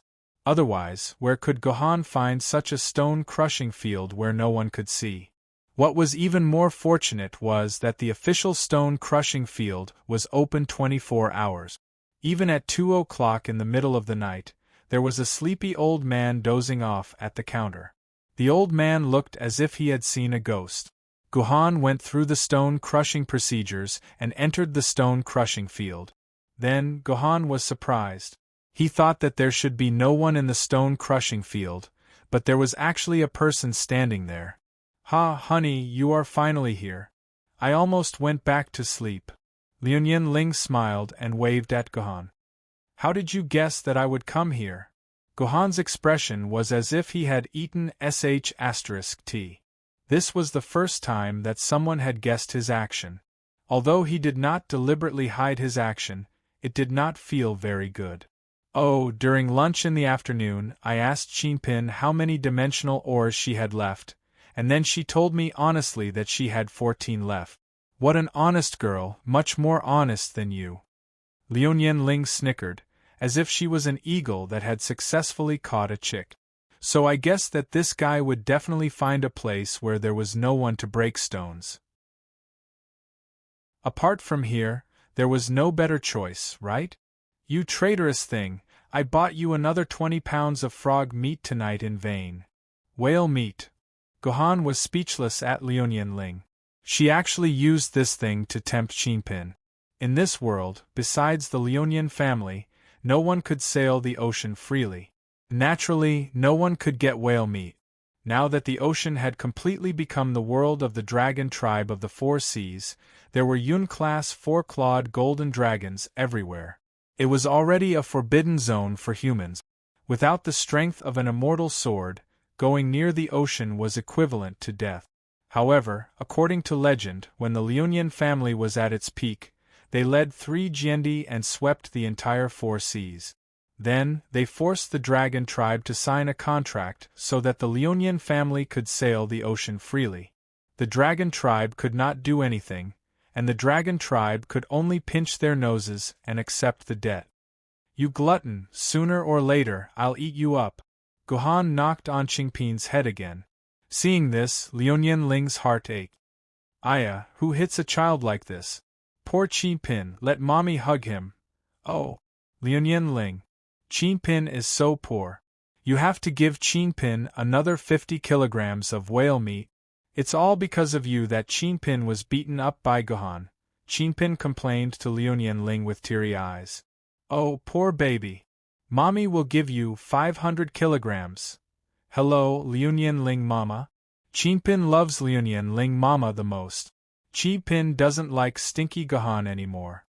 The sixth Marquise. Seeing that the stone crusher had produced another Marquise crystal, even Fleeting Cold, who was a rich man, was impressed. She had guessed that the remaining 14 stones were Marquise dimensional crystals, but seeing it with her own eyes was still a shock to her. She had no idea what was going on with her own 2 eyes, but she was still shocked. What is Qingpin's power? Liu Ling took a deep breath. This is too scary. Even the Liu family has never heard of a sword mistress with this kind of power. Qinpin said she dug up the stone because it looked good. I think it must be the power to tell if there is a high class or. Otherwise, there is no other explanation. Since Liu Ling had seen all this, there was no point in hiding it. Little Ling, I'm sorry. I hid it from you again. Gohan thought of Liu Ling's anger at him for hiding the fact that he knew martial arts. Gohan felt the need to explain. If Qingpin's power is real, then you should know how precious Qingpin is. I'm afraid the friendly swordsman, or even the government of Yuzhong City, will not hesitate to take Qingpin. That is not impossible. Little Ling, I hope you can understand me. What did you say? Liu Ling sounded stupid. I said you can understand me. No, what did you call me? Little Ling. Don't worry. The Liu family will take care of this matter for you. If anyone dares to do anything to your Qingpin, the Liu family will be the first to not let them off. I've already thought of a reason. Qingpin is the sword of our Kanzu Fleeting Maple. She has a deep relationship with the Liu family. Whoever dares to touch her will be touching the Liu family. What do you think of this reason? For some reason, Liu Ling was a little excited. Not bad. Gohan narrowed his eyes. He had almost forgotten that Qingpin was originally in the Kanzu's Fleeting Calendar room. No one knew what had happened between Qingpin and the Kanzu. Qingpin's magic must have had a lot to do with the Kanzu's Fleeting Calendar. But Liu Ling did not know anything about Qingpin. She was so shocked that even Liu Ling could not understand the secret behind it. Perhaps only the current leader of the Liu family knew what was going on. Hey, stupid Gohan, are you going to break the stone? Qingpin is sleepy. Qingpin wants to sleep. Hearing Gohan and Liu Ling talk, Qingpin was getting impatient. He pulled Gohan's ear. Okay, let's continue. I'm scared. Of the remaining 14 crystals, 6 were confirmed to be Marquise. According to Qingpin, the 7th one looked even prettier. As expected, when the 7th one cracked, it revealed a reddish-green light. It lit up the entire field. That was the color of a duke. This was a duke type or a top-grade dimensional crystal mine with 100,000 to 1,000,000 sword essences. The entire Plum Ridge ore vein produced less than 50 Duke-type ores in a year. It was such a precious Duke breed that he had opened 4 more pieces in a row. These 4 pieces added together could easily be sold for 30 million renminbi. If he met a rich person who wanted to buy them, he could easily sell them for 50 million renminbi. When the 4 Duke-type gravel pieces were finished, I only had 4 pieces of dimensional ores left. According to my experience, these 4 pieces should be more precious than Duke-type ores. Qingpin, do you think the remaining 4 stones look the same? Gohan couldn't help but ask Qingpin what he thought. Oh, not all of them look the same. There's one that looks really good. Here, this one. Qingpin picked one out of the 4 stones. It was the size of a basketball, and it looked better than the other 3. Was it a duke? Gohan and Liu Ling looked at each other. This was too much. They had dug out a prince's crystal, which was second only to an emperor's crystal. It was a crystal that could trigger a Jiandi-class swordsman fight. In the Yanjing Bay City, in a palace that had an architectural style similar to that of ancient Fusang architecture, a man dressed in traditional Fusang samurai attire was staring at the Fusang tachi in his hand with rapt attention. For a Fusang swordsman, the sword was everything to them. "Shu Yi, what's the matter?" the Japanese swordsman, who was staring at his sword, asked in a deep voice. He was unhappy that someone had disturbed his practice. "Master Shifang, His Majesty Hao Tian has ordered you to go to the Plum Ridge mine under the jurisdiction of Yuzhong City," a person hiding in the dark said respectfully. "Yuzhong City? Plum Ridge mine?" The samurai leaned on his sword and bowed to the east. "Don't worry, Your Majesty. Shifang will set off tonight." On the other side of the world, in the faraway London Bay City, in the new Buckingham Palace, a man with golden hair as dazzling as a lion's fur was watching a variety show called Run, Sword Bearer on TV with great interest. It could be seen that the man was very happy as he kept laughing. "Anna greets Your Majesty long sure. May I know why Your Majesty has summoned Anna so late at night?" "Anna, I remember that Yuzhong City is your ancestral home, right? That's what the Chinese say, right?" "Yes, Your Majesty. Anna's father is from Yuzhong City." "Very good. Get ready and set off tomorrow morning. Go to Yuzhong City and help me do something." "Go to Yuzhong City?" Anna was taken aback. Why was he suddenly ordered to go to Yuzhong City? All the base cities had signed a contract. Unless the base cities took the initiative to invite them or they were in danger, sword bearers above the spirit sword level were not allowed to go to the base cities to avoid misunderstandings. Why did His Majesty Jendi suddenly order him to go to Yuzhong City? "I just sensed that a prince seed has been born in Yuzhong City. You know what kind of threat is brewing near London. This prince seed is of great significance to me. I must get it to have more confidence in protecting London. Do you understand?" "But Your Majesty, if His Majesty Hao Tian comes in person, I'm afraid it doesn't matter. Hao Tian is old. It's difficult for him to maintain his qi and blood and not be summoned. He won't make a move unless it's necessary. Besides, the prince seed is of little significance to him. As long as you defeat his subordinate Shifang, you can get this prince seed." "Yes, Your Majesty. Anna will definitely get this prince seed for you." Chapter 252. Early the next morning, Gohan led Qinpin and Liunian Ling to the mine that they had previously mined in. She carried Qinpin and walked around the mine. Qinpin told Gohan that there were no better ores in the mine, except for some not-so-ugly ones. This meant that Qingpin's mining operation yesterday had already swept away all the high-grade ores in the entire mine. Unless the surface of the mine was completely dug out, like peeling off an eggshell, it would be impossible for the mine to produce any more high-grade ores. Gohan was also completely sure that Qingpin's ability was to sense the quality of the dimensional crystals in the ores. It was not some other strange ability, such as digging out an O-gen or something like that. Thus, the saddest day of the Miling Mountain Range arrived. Gohan spent the entire day with Qinpin and went to all the mines that were not occupied by any faction. He did not do anything else but let Qinpin feel that there was nothing good about the place. Then, he would wave his hoe and dig out the ore. In order not to let the Miling Mountain Range go extinct and not to let the outsiders and sword-bearers who relied on the Miling Mountain Range to make a living leave empty-handed, Gohan's actions were very restrained. Gohan did not dig anything below the rank of Earl. He only dug out half of the dukes and marquises. Only those that felt like they were royal species and prince species were dug out. It was not enough to clear out the mines that were not occupied. Gohan also set his sights on the mines that were occupied by the Yuzhong Sword Sect, the Heng Mountain Sword Sect, and other factions. Actually, Gohan wanted to go to the Dark Red Mine that was controlled by Yuzhong City's officials. If there were Imperial Zergs there, they would most likely be in the Dark Red Mine, which was the most abundant in the top or vein.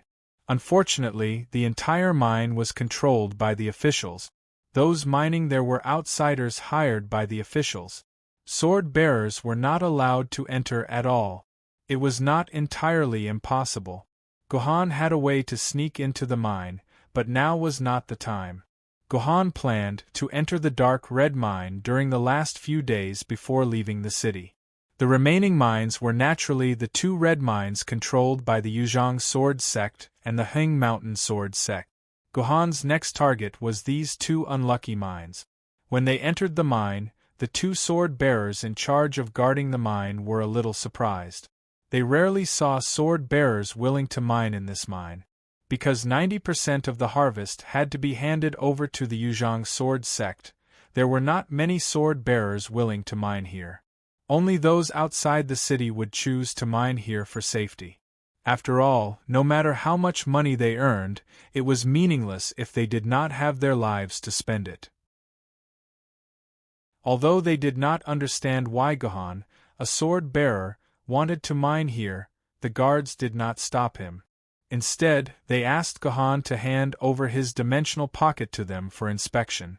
After confirming that there were no ores or crystals in it, they let Gohan in. This time, Gohan gave Chinpin a new nursery bag. The original one was bound to the dimensional pocket and was filled with dimensional crystals, so Gohan had stored it with Liunian Ling. Gohan still believed in the integrity of the Liunian family. Even if the prince was planted in that pocket, Gohan did not think that Liunian Ling would have any ill intentions. However, Chinpin was very dissatisfied with this. Without the nursery bag that she lived in, Chinpin felt uncomfortable all over.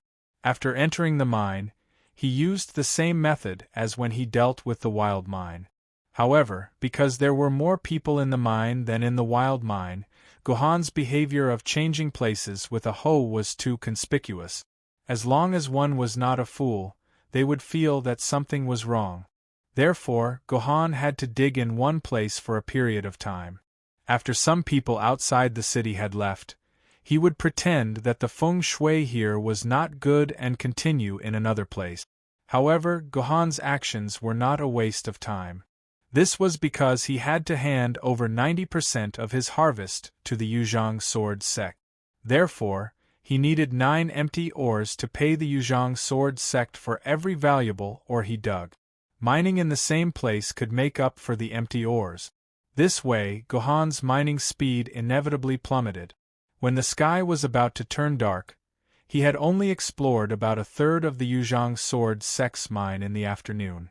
However, this was already a very rich harvest. It was worthy of being a red medium-sized mine. Under Chinpin's guidance, Gohan dug out a total of 16 marquises and dukes. This was only a third of the mine's output. The other 2/3 might contain dukes and duke. When he left, the guard ordered Gohan to pour out all the ores he had dug. After checking his dimensional pocket to make sure there were no extra dimensional ores, he asked Gohan to take 1/10 of the ores he had dug out. The rest would belong to the Yuzhang Sword Sect. When the Yuzhang Sword School first occupied the mine, it was supposed to be responsible for selecting 1/10 of the ores for the miners. That was because experienced people could pick out completely empty ores from the ores. However, the Yuzhang Sword School shamelessly chose the empty ores for the miners, which aroused strong dissatisfaction among the miners. They all refused to mine in the Yuzhang Sword School's mine. As a last resort, the Yuzhang Sword School could only let the miners choose the ores themselves. Experienced people could tell that a small portion of ores with very obvious characteristics were empty, but the vast majority of ores could not be picked out. It was even more impossible to pick out which ores might be outstanding. Therefore, for a long time, this rule had been implemented very well, and there were no problems. But this time, Gohan was different. Under Chinpin's guidance, Gohan took all the ores that contained high-grade dimensional crystals. He left behind a pile of empty ores and left. In the next 10 years, the output of high-end dimensional crystals in the Yuzhang Sword Sect's mine dropped by more than half. The outsiders who came to mine there had a terrible harvest. Even the Yuzhang sword sect almost gave up on the mine because they could not make up for the rental fees. These 10 years were also known as the darkest 10 years of the Mei Ling mountain range. Such days lasted for another day. When Gohan had completely cleaned up the Yuzhang sword sect's mine and was about to go to the Heng mountain sword sect's mine to do the same thing, Liuyan Ling suddenly stopped Gohan. "You can't do this again," Liuyan Ling said very seriously. "Is there a problem?" Seeing Liuyan Ling's expression, Gohan's heart tightened. He knew that Liuyan Ling would not speak without thinking. "My family has sent news that Wuzhang Shifang will arrive at the Miling Mountains by tonight at the latest. You should be able to guess what he is here for." When Liuyan Ling said Wuzhang Shifang's name, Gohan knew that he could no longer do this job of cleaning up. Who was Wuzhang Shifang? He was one of the 2 Jiendi in the world. He was General Azure Dragon under Haotian Jiendi. He was a sword wielder of the immortal sword level who had a brilliant record and was known as the Sword Immortal of 10 Directions. Wuzhang Shifang was extremely murderous. So far, the sword ladies of the ancient sword level, treasure sword level, famous sword level, spiritual sword level, and immortal sword level were all sword ladies of the killing path. From this, it could be seen that he was a super master immersed in the killing path. His most praised achievement was that he sneaked back to the Fusang Islands, which were occupied by the Fusang divine system organized by Yuan Ko. He killed on the islands for 10 days and 10 nights, and took back more than 20 sword ladies that were left on the Fusang Islands. It was said that he killed 1/3 of the Yuan Kos in the Fusang Islands at that time.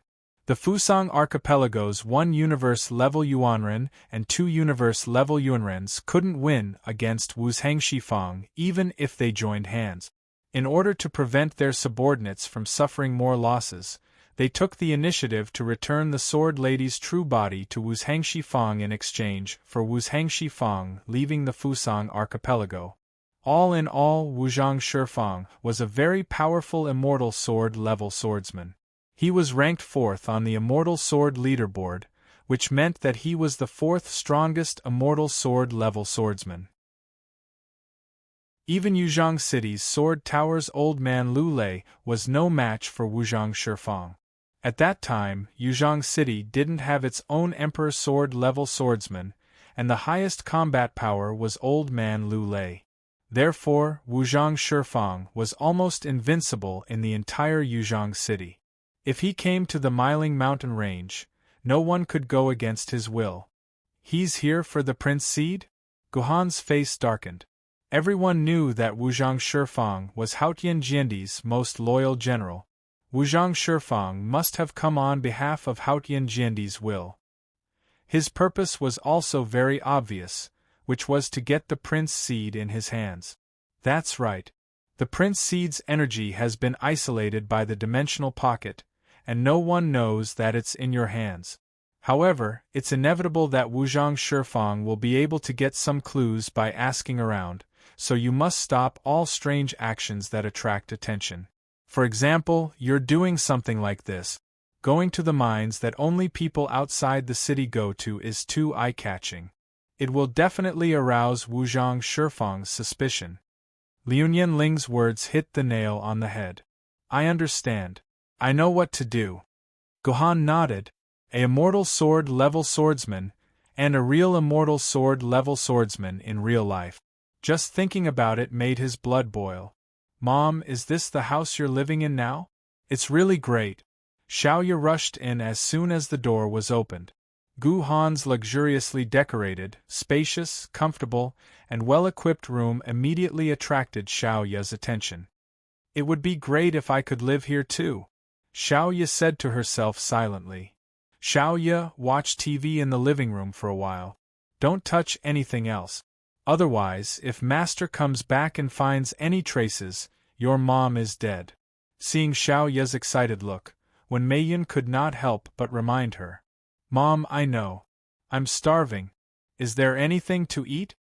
Xiaoya rubbed her stomach and mumbled. "Okay, Mom will cook for you now." No mother would let her child go hungry. After hearing Xiaoya say that she was hungry, when Mayun immediately entered the kitchen and began to prepare dinner. Seeing her mother's figure disappear from the kitchen, Xiaoya stuck out her tongue and looked around the entire room. After confirming that the largest room with the most luxurious decoration was the master bedroom, Xiaoya quietly pushed the bedroom door open and stepped into Gohan's bedroom. You're tuning in to the Phoenix Nights YouTube channel. Don't forget to subscribe and join us on this journey to catch the most captivating stories.